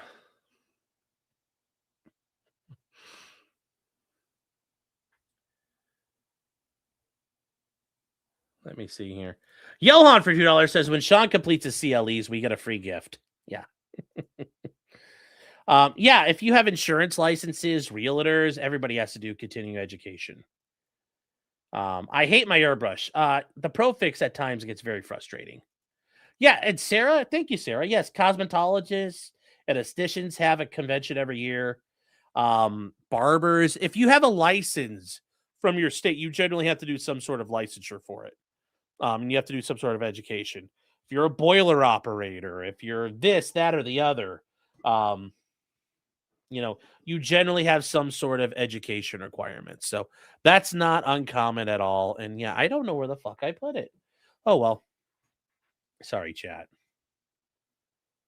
CLEs are Klein loves everyone. Well,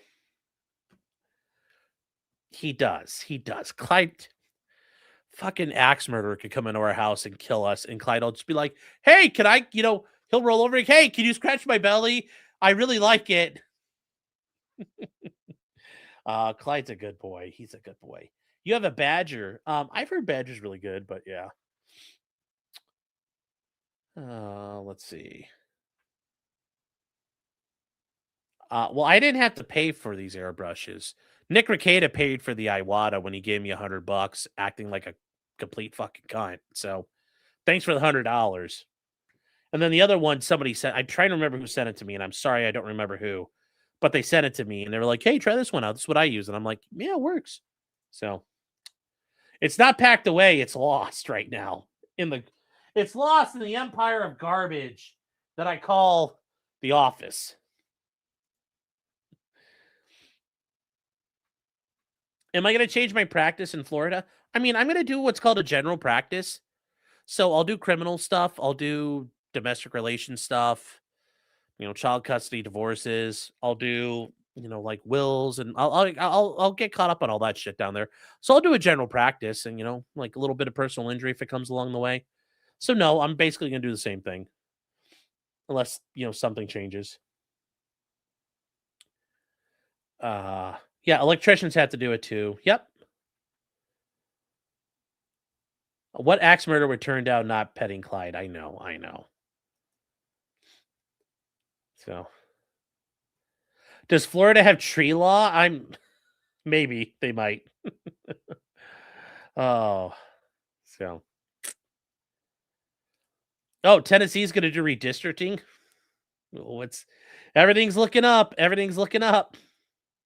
So, all right, guys, we're going to move on to Ethan Klein addressing Denham's motion for summary judgment. And this is, notice they're saying a partial judgment on the pleadings. And we talked about some Denham's thing earlier this week. This is basically a summary judgment, but we're taking the complaint, we're taking the answer, and we're taking Denham's motion, and then Ethan Klein's motion here. And then the last thing that might go on top is Denham's reply. Remember, there's motion, there's the response, and then the moving party gets to do a reply. They get the right of reply.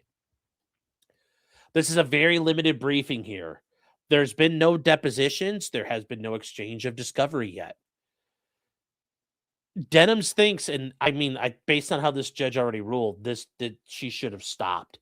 I can't believe Denham's is so fucking delusional shot that he was going to win and the Reddit mods were going to win, but the Reddit mods lost. I don't see how you think you're going to win, but she's going forward with this. So they're trying this on the content nuke, not the countdown episode that she also copyrighted. So we're going to get into this here. Hold on, chat, 1 second. Chat, I will have to step away for 1 minute here. We're not going to go into the introduction here because this is already about the content nuke. Like we've already gone through all this in the other case, so the other filing. So, we're not going to go through all this because we're going to get to the parts where it happens here. And you notice this, doing this in bold and italicized. is just in emphasis. And notice once again, TEI, Ethan, and Gila own it. They point out the nuke is a documentary critiquing Hassan Piker and how he's a fucking douchebag. And they talk about Denims is a Twitch streamer, a prolific copyright infringer.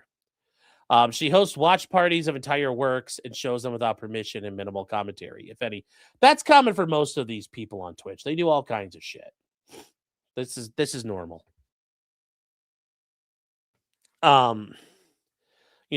During Denims debated one of the most outspoken critics of these watch parties. During the debate, Denims made several damning admissions, as she has. She said that her watch parties were filler content. She felt entitled to watch the content, and she might not be saying anything or walk away from the screen during her watch parties. And it says, most damning, Denims admitted that her parties serve as market substitutes, stating, if someone watches content on someone else's stream, there's a very little likelihood they're going to watch it separately and give you the viewer the like. That's true. That's true. If someone else goes over all this, you guys might not watch it there. So I'm going first. Also, guys, yes, please, 400 people watching, hit the like button. Help me out. Let's show YouTube. Let's make these shanties understand how it works over here. Hit the like. Get me over 200 likes. Then I can start really fucking with everybody. And the more, then we can just, me screaming faggot at the Reddit mods will amplify that chat. And she says, too, there's no point of watching something a second time. You already watched it once you watch the video in one place. It's unlikely you're going to go back and watch it again. Notice, Denims has already made the argument. She's made the argument. We go through the promotion of the works. We've already established all of this has happened here.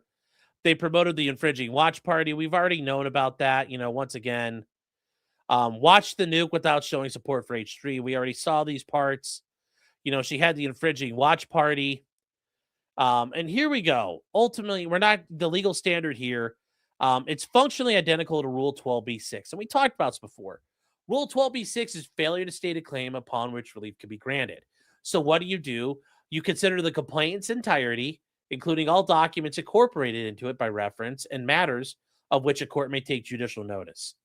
So they're going to take all the documents, all the things that have been submitted exhibits-wise. And is that supposed to be a defense statement? Well, Denims made it, so her statements can be used against her.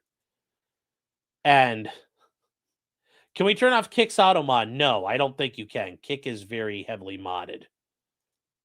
So, hold on, chat. I have to go get that. I'll be right back.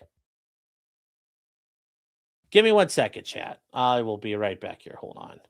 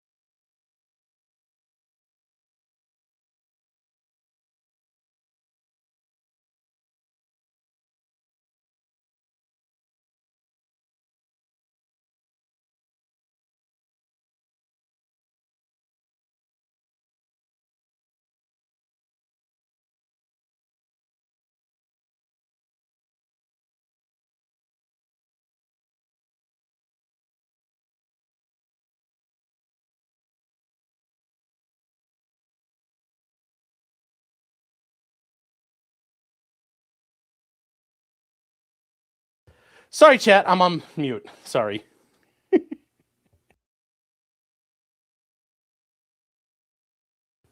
Sorry about that. Well, anyway, so if there's no issue material fact, the moving party is entitled to judgment. So Denims is telling the judge, make a snap decision on this. I'm going to win. Once again, this is like Russian roulette. She's loaded up the revolver. Zzz, click. And she's just going to go, and see, it's going to go off. It's going to go off. So to make this determination, all allegations of fact by Ethan are accepted as true and are construed in the light most favorable to Ethan. Denims can only win if it's clear there's no relief could be granted or any set of facts that be proved consistent with the allegations. And fair use is a mixed question of law and fact. So fair use is generally done at a summary judgment, not at a motion for judgment on the pleadings.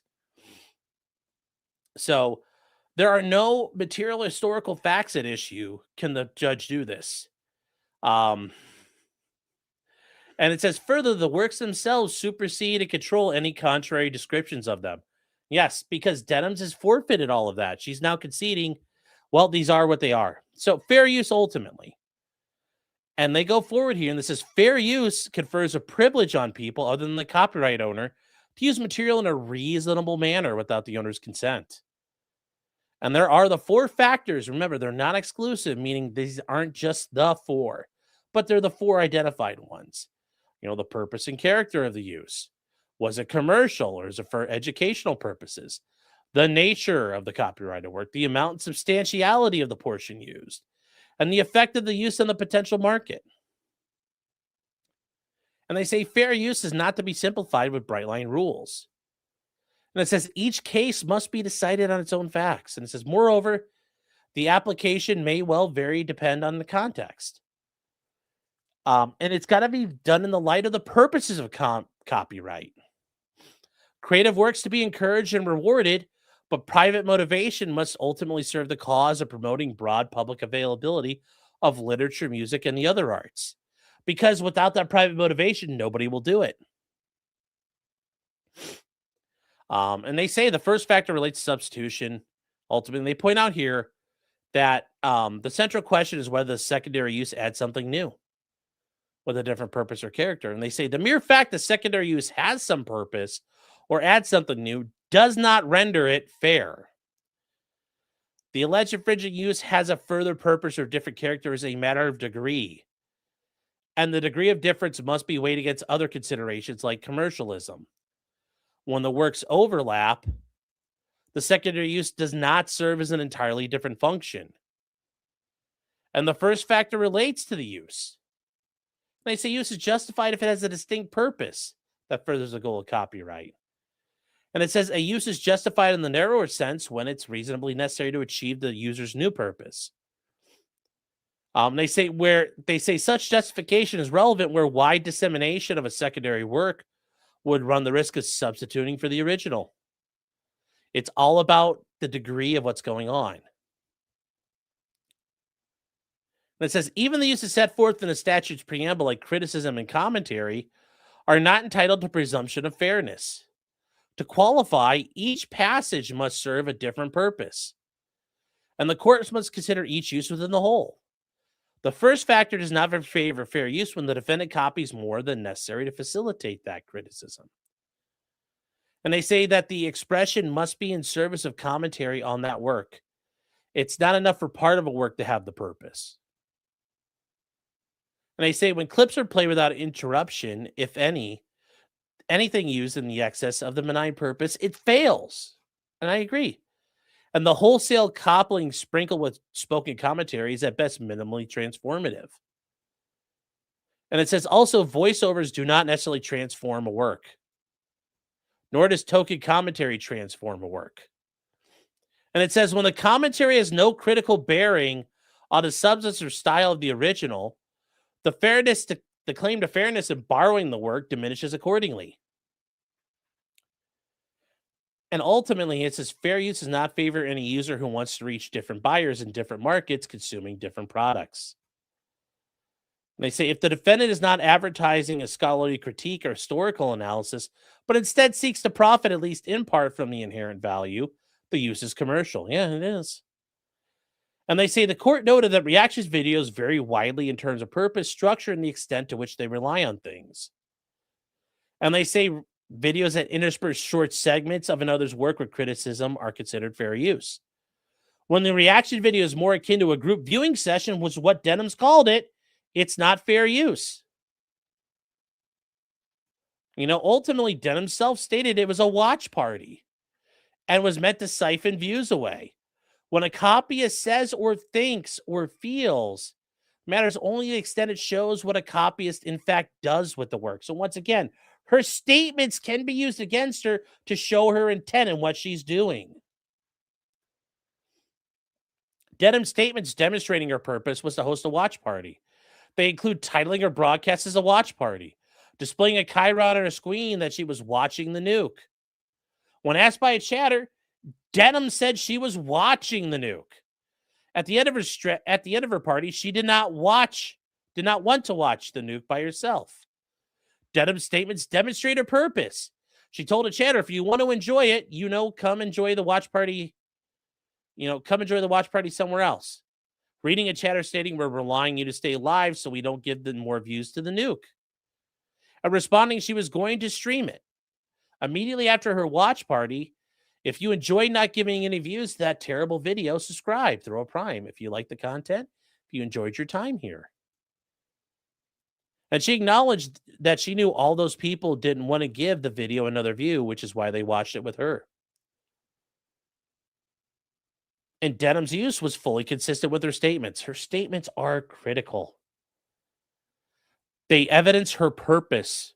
Yes, we can infer your intent from your statements and actions, especially when they match up. Denham's began her watch party of the nuke 1 minute after its release, when the public interest was at its apex. Yes, she literally started the whole time. This belies Denham's assertion she used the nuke solely or primarily to criticize it. If it were true, she could have viewed the nuke beforehand, outlined research or criticisms, or selected portions she wanted to critique. She could have watched it a day later. And that probably might have helped her. But no, she had to watch it right then and there. She sniped it. And instead, Denham's host a watch party immediately after its release because she knew individuals wanted to see it without watching the original. Denham stated she was hosting a watch party reinforced by the 74 separate times where Denham's played the nuke interrupted for 30 seconds or longer. And in total, these excerpts comprise of over 70 minutes of the nuke, 70% of its total runtime. And it says, despite displaying its entirety, Denham's failed to address significant and substantial portions of the nuke. Denham's even admitted that she was refraining from pausing to avoid pausing the nuke so she could expedite her watch party. Yes, guys, remember, we watched her statements. Whereas still, her statements had no bearing on the style or substance of the nuke. She made incoherent and unclear utterances, conversing with her chat about topics unrelated or only minimally related, discussing unrelated topics, providing brief, superficial comments with no elaboration, expressing confusion at what was depicted, going on long, unrelated tangents, playing third-party clips, including Ethan clips, uninterrupted, for long periods of time without commentary. Hold on here, chat. Uh-oh, what's going on?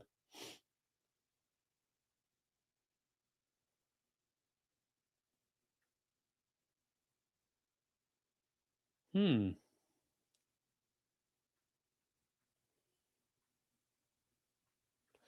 I'll have to read that later. And they say the structure of the watch party further emphasizes criticism was ancillary to her primary purpose of hosting the watch party.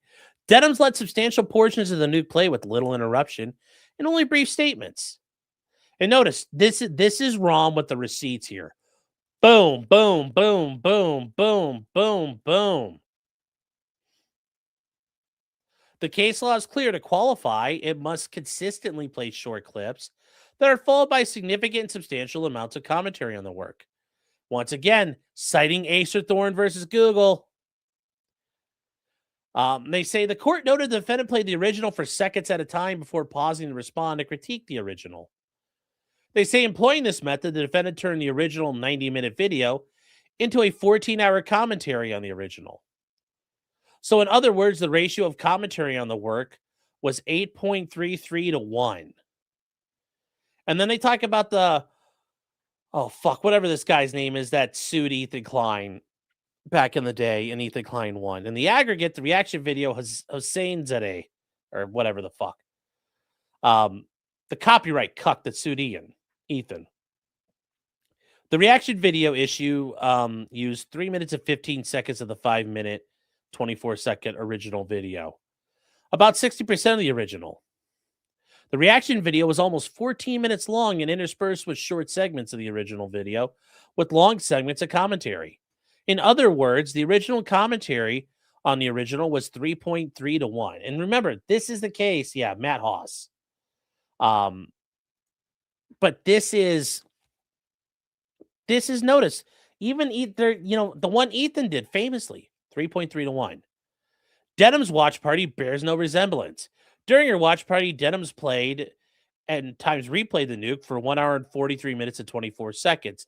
And everything else compromised 2 hours and 7 minutes. In other words, the ratio of everything else to the nuke is a paltry 1.23 to 1. Even worse, portions of everything else comprised of Denham's not commenting or criticizing the nuke, and Denham's would let long portions of the nuke play uninterrupted while providing only brief responses. In other words, the true ratio was less than the duration of the nuke. Remember when Denham's put that chart up? Your Honor, look at all the times I stopped. You said nothing of value, you vapid cunt. Good job. Good job.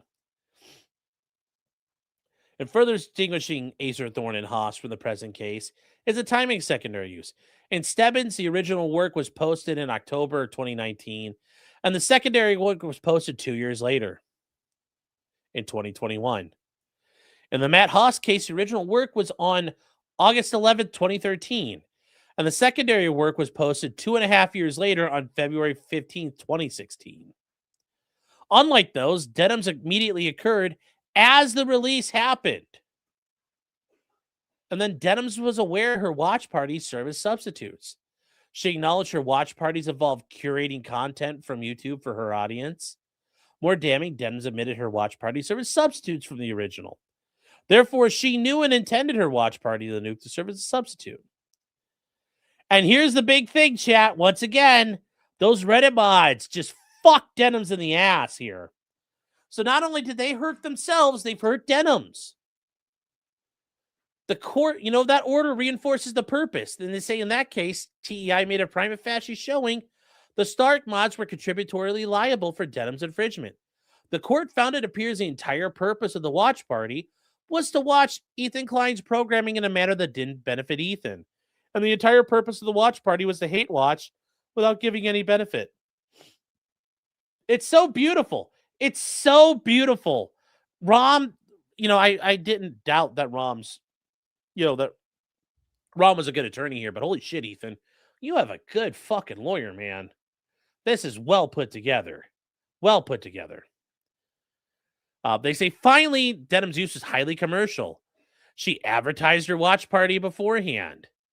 Her statements about getting subs. The 174 instances where she received subscriptions, donations, and bits. Running advertisements on her watch party and receiving ad revenue. Denham's motion fails to address the issues. Instead, she mischaracterizes things. And it says TEI will not play a whack-a-mole with each mischaracterization and will highlight the most egregious examples. First Denham says that they admit the party was highly transformative. Not only does Denham deny this allegation in her answer, she omits the material parts of the allegation. Denham's makes highly transformative use of the nuke, but the transformative nature is undermined if by showing far more of the nuke is necessary than to achieve its purpose. And then it says Denham's summary of various allegations in the complaint, the claim she commented on the nuke, are inaccurate. Most egregious is Denham's claim the complaint admits she commented on the Uyghur genocide and Chinese authoritarianism. The complaint states the opposite. Denham's went long and completely unrelated tangents that have nothing to do with the style or substance of the nuke, including a 10-minute rambling diatribe that no one cares about the Uyghurs. I'm sure she cares about the heckin' Palestinians, though. Western media, the United States is worse than China, falsely stating that disabled Americans lose disability benefits when they get married. She's such a fucking retard. Like, in any other country, she wouldn't be allowed to be a fucking dumb whore like she is. Like, she'd have to get a real job in other countries in the world. She has it good here. She's like Destiny. If this was any other timeline, she'd be having to work a fucking 9 to 5, being a wage slave. The incarceration levels in the United States, and the treatment of transgender individuals in the United States. Well, I'll agree with you, Denims. It's bad, and you know what? Was this story based? Yes. And also, real quick. God bless you, Donald Trump. Keep the Not on the simplified agenda. fags out of our government. That's right. Keep them out, chat. Keep them out.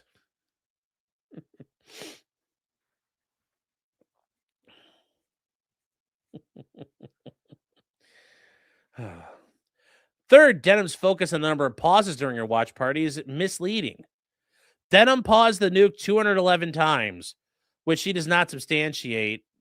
Whether she did, it's irrelevant. What she did during those pauses is what's relevant. As demonstrated above, she failed to comment on the style or substance of the nuke, frequently discussed unrelated topics, and failed to provide commentary longer than the prior excerpt shown. Even worse, Denim's identifies only 7 notable pauses. It failed to explain how she commented or critiqued the nuke during those moments. And it says, fourth, Denim misconstrues why the complaint points out her numerous errors. The complaint explains the numerous errors show that Denim's purpose was not to critique, but to provide a watch party. If the opposite were true, Denims could have taken the time to watch the nuke beforehand, compile her critiques, and substantiate them and show the portions she intended to critique. The reasons why Denim failed to do so is clear. She wanted to capitalize on the intense public interest in the nuke. Yeah, she did. And then finally, her argument that her use was not commercial also fails. Putting aside that that her use of the nuke was not consistently transformative to justify her highly commercial use, Denim's claim the commercial aspects are incidental are refuted. Denim's entire business model relies on the unauthorized exploitation of copyrighted works. Nearly the entirety of her January 31st stream copies rebroadcasted third-party copyright works with minimal commentary. The vast majority compromises of rebroadcasting Ethan Klein's copyrighted works with minimal commentary. So the first factor fails. Look at how much time he spent on this just butt-fucking her with that. Wow. Luke says Campbell saves him, but that could have been better phrased. Yeah, I think they're actually doing a very good job here on this ultimately.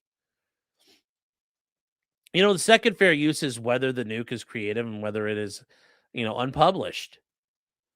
And they say even if the nuke documents a real event, it's still creative because it's the product of many technical and artistic decisions. And whether work is published is defined by whether the author exhausted the right to control the first public appearance. The mere fact that work is published does not weigh in favor of fair use. Yeah. And here, the nuke was released 1 minute prior to Denim's start. Denim's use interfered with Ethan's right to control the first public appearance because she commenced her watch party before anyone could watch it on their own. Further, while containing numerous documentary and factual elements, the nuke is a creative work because it contains significant creative elements. I agree. Second factor, Ethan's favor. Third factor, the quantitative amount and qualitative value of the original work. And this goes back to the first one because the, copying varies with the purpose and character. This is evidence of the work here, and copying a work militates a finding against fair use. Although the new user only used as much as necessary is a big deal. And it said Denim's used the entirety of the nuke, but failed to comment on the significant and substantial portions of it. Therefore, her use was clearly excessive. They say Denim's makes a series of bizarre arguments, and that's a nice way of saying you're a fucking idiot. Denim's argues she had to use the nuke in its entirety, otherwise her critique would have lost context. And it says, given Denim's failure to critique significant and substantial portions, this argument's fallacious on its face. Denim's repeatedly admits her supposed contribution was engaging in extended tangential discussions. Further, Denham's focused on the number and duration of pauses relative to playing. The ratio is paltry compared to the 3.3 to 1 ratio in Matt Haas's case and the 8.3 to 1 in the Acer Thorn case, and doesn't take into account the failure to consistently comment. So in sum, Denham's would not have lost the context and utility because the context and quality and importance from the original was not necessary to the commentary and critique. So the third factor also, I mean, they're making a good argument, chat. They're making a good argument, chat. And Jefferson posted that Jannies mistook their pegs for their broom handles. Yes. Yes, they did. Oh, yes, they did. Jibjuba saying, big heckin' yikes from me. Yes. A heckarino like is. Yikes. Cat Medicine says, Quartering blocked me on X. He's blocked me for weeks now. Yeah, EFAP has nothing on these guys. Mahler will fucking turn a 2-minute video into 6 hours. And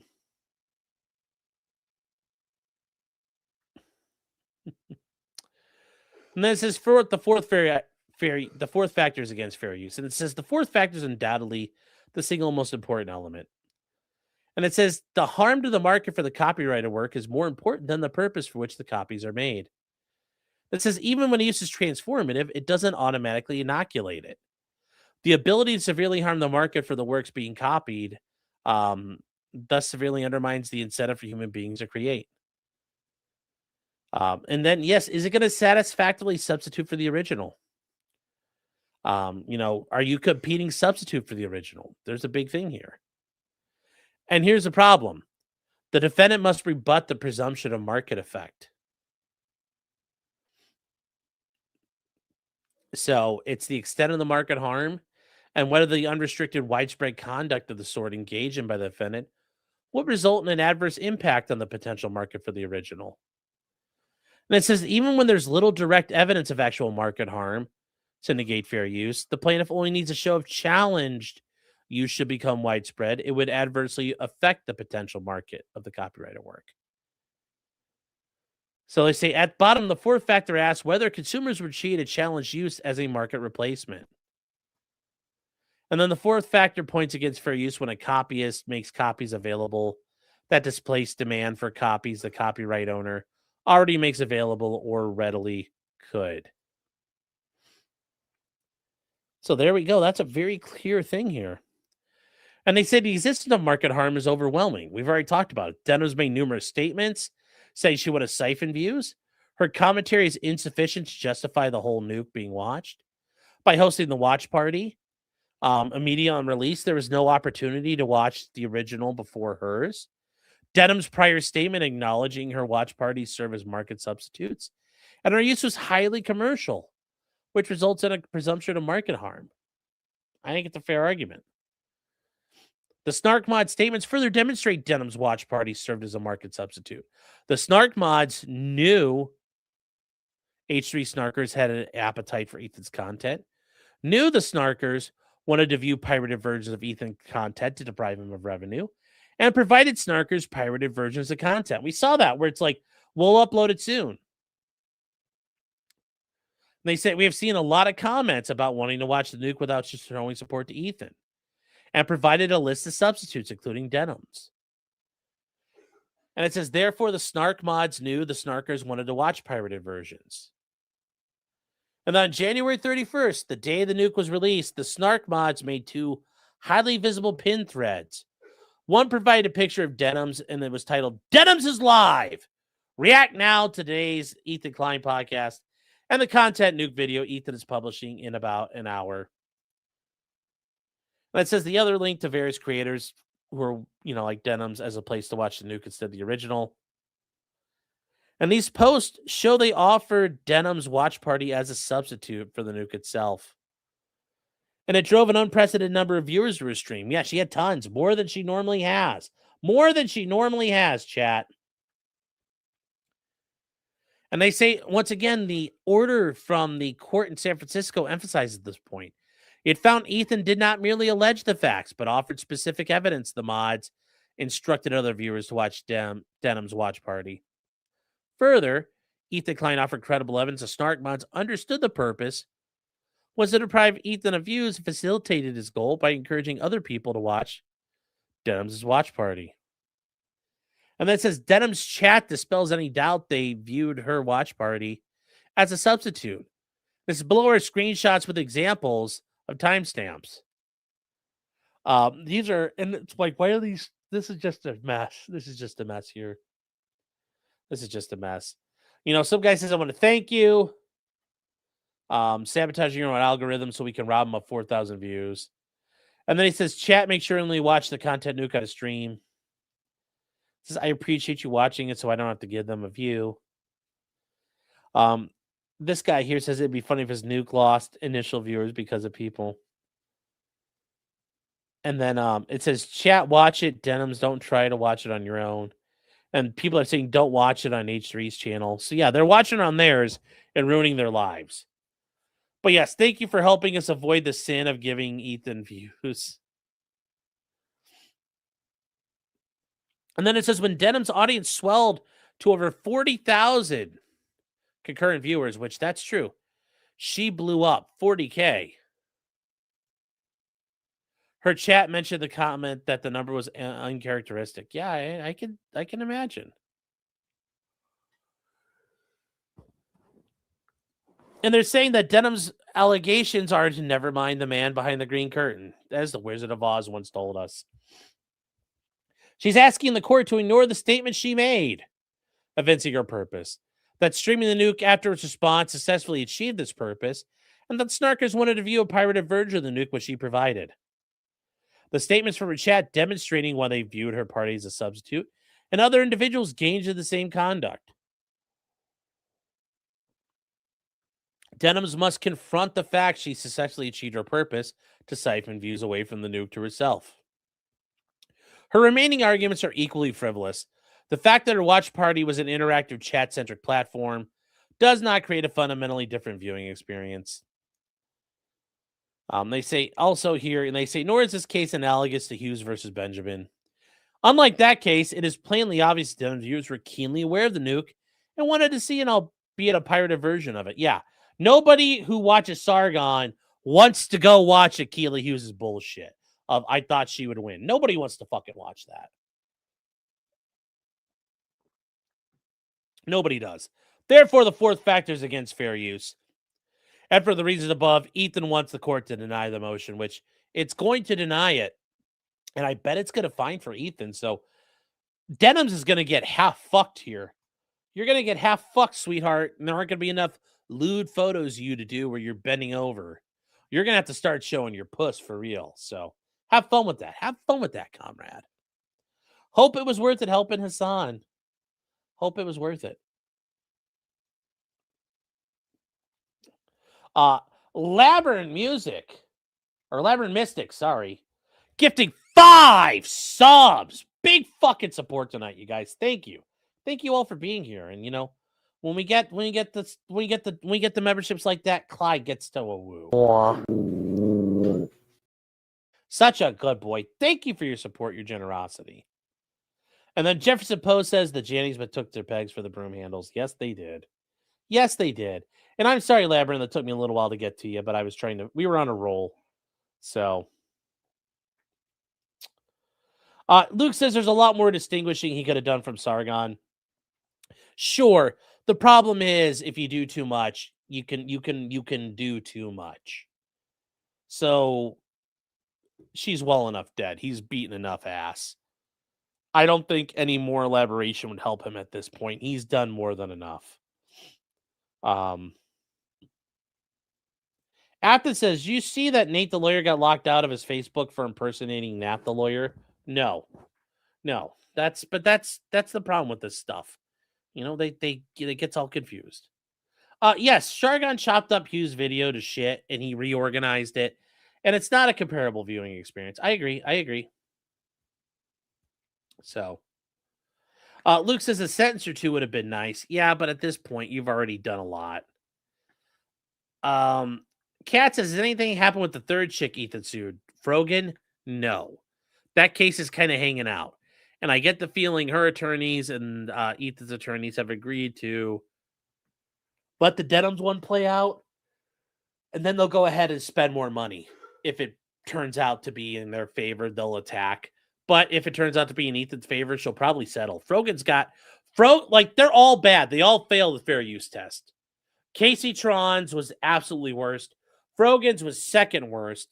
And then Denham's wins. She was like the one who tried. Like, she kind of half-assed it. So she's well below the bar of fair use, but she's the closest one to it. Labyrinth Mystic giving 1 sub. And then another 5 subs. Remember, chat, when you give out those subs, we are crushing the Grays out there. Just a lot like this.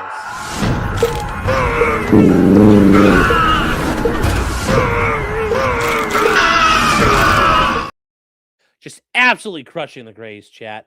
Making America green again. I don't know how else I could sell it to you because we are making America green again.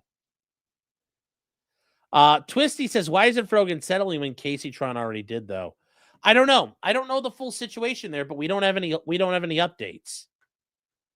We don't have any updates. Twisty's saying, why hold out if you know it's going to be bad? Because she probably thinks she's going to win. Or Frogan's just, scared little bunny wabbit right now. So that's ultimately the issue. A lot of people just start ignoring, you ignore the problems, they go away. I'm sure Frogan's thinking that. Ignore the lawsuit, it goes away. It's not.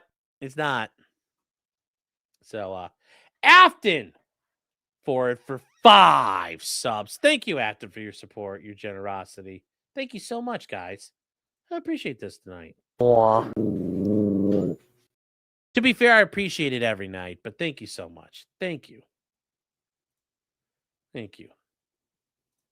Labyrinth says, I'm a dabbler who appreciates your coverage. Well, thank you. Thank you. Thank you very much. I heard Starting John quit. So maybe the smartest thing he could do. Ag says Frogan's pulling a Jer Bear, Lamau. Yeah. Luke says it's kind of like currently Mina kind of has. It's not like Ethan's prosecuting it. No, I agree. They've agreed. They've reached detente for a moment. There's a ceasefire to see how the Denham's battle goes. And once Denham's dies and crashes and burns, Ethan will come to Frogan and say, bend the knee or I'll make you suffer too. So we'll see. We'll see. I will tell the Reddit mods out there, first one to talk to Ethan's probably going to get a good fucking deal. So you guys got a lot of incentive out there. All you Reddit mods, Roman P and all you guys out there, you start snitching out people. You might be able to save your ass. You might be able to make a buck on top of it. And then your identity might get protected. But I would recommend you do it soon. Be very careful, but I get down there ASAP. So it's just something to think about. It's just something to think about.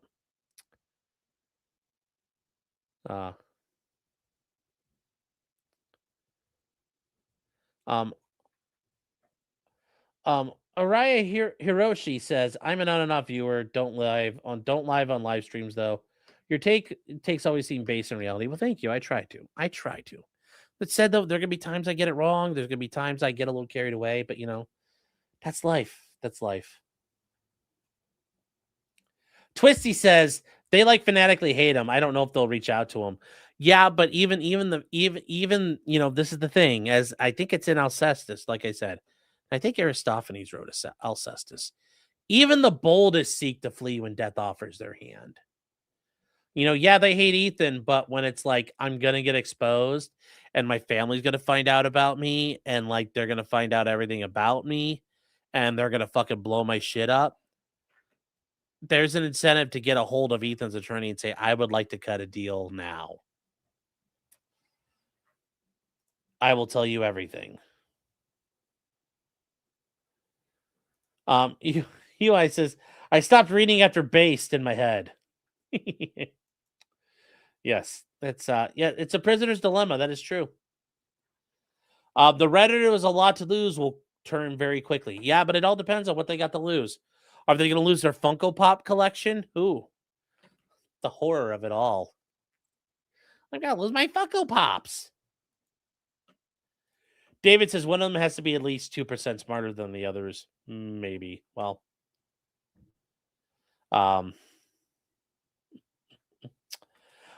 what kind of streams we have scheduled? We are going to get into the Aaron Spencer stuff. We are going to cover the Pitchford case where apparently this guy got a very racist prosecutor and a jury and got railroaded. And yes, H3, which is a very interesting Fourth Amendment case the Supreme Court just heard. We've also got the TPS oral arguments about deporting the temporary protected status people. And then we've got some more Russell Greer stuff, guys. We got stuff coming at us. The bull of content is just coming at us in all kinds of ways. Like our name is Nick Rekieta.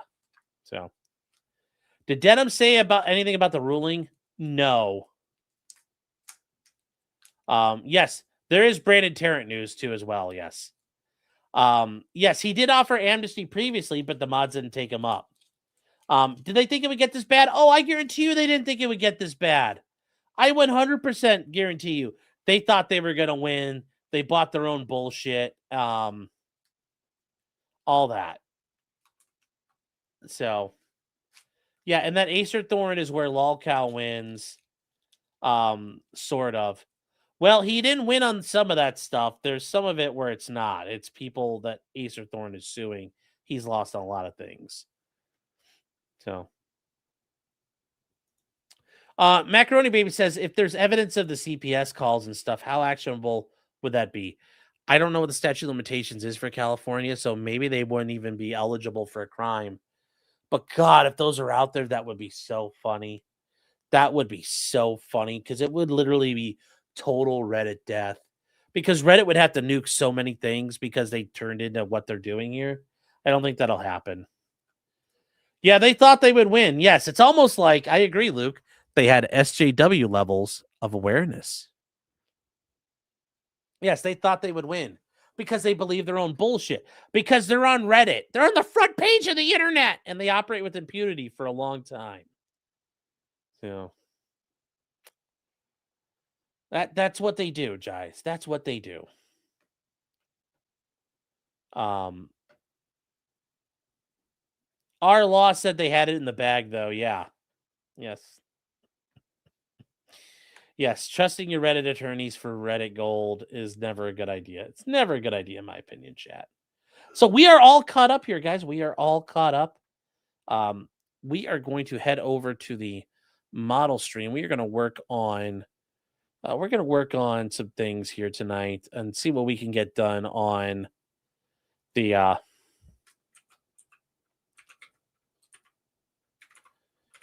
elephant.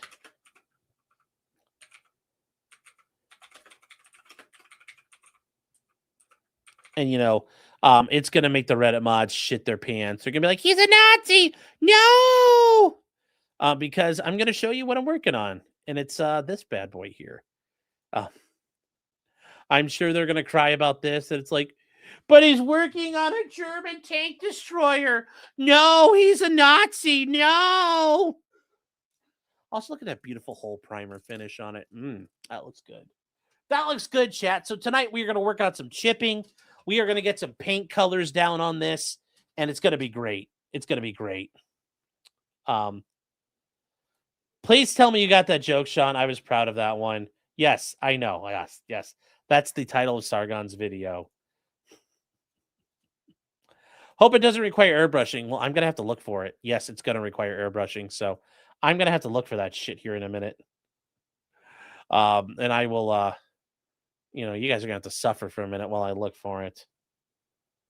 I have a booty Moro and need to sleep. Well, there you go. What are we going to watch? We're going to watch the casino. I want to see them A-log Jerry pretty good. So, that'll be the start. That'll be the start. Let me see.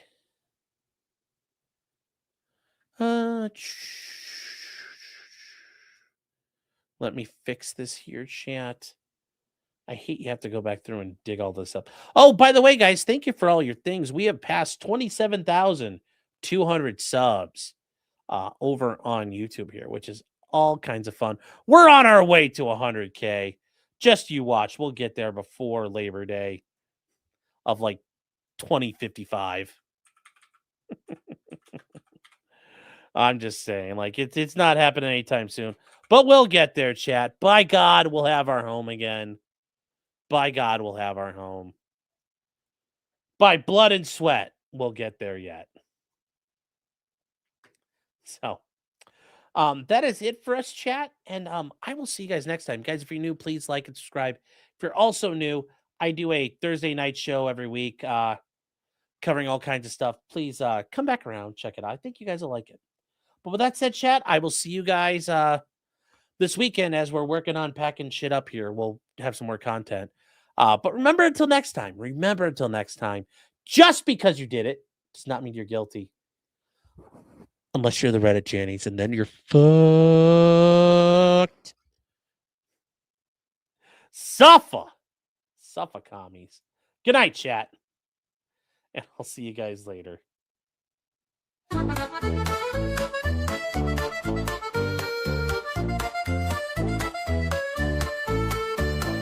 Weapons, blacksmithing, and models of planes, esoteric works, and even some trains. Much merriment had while drinking White Claws, tips on hunting, and even talking the law. Whatever you do, just don't talk to cops, even when they nab you on illegal stops. Just 'cause you did it doesn't mean you're guilty, but please talk to a local attorney. Was that the fat guy?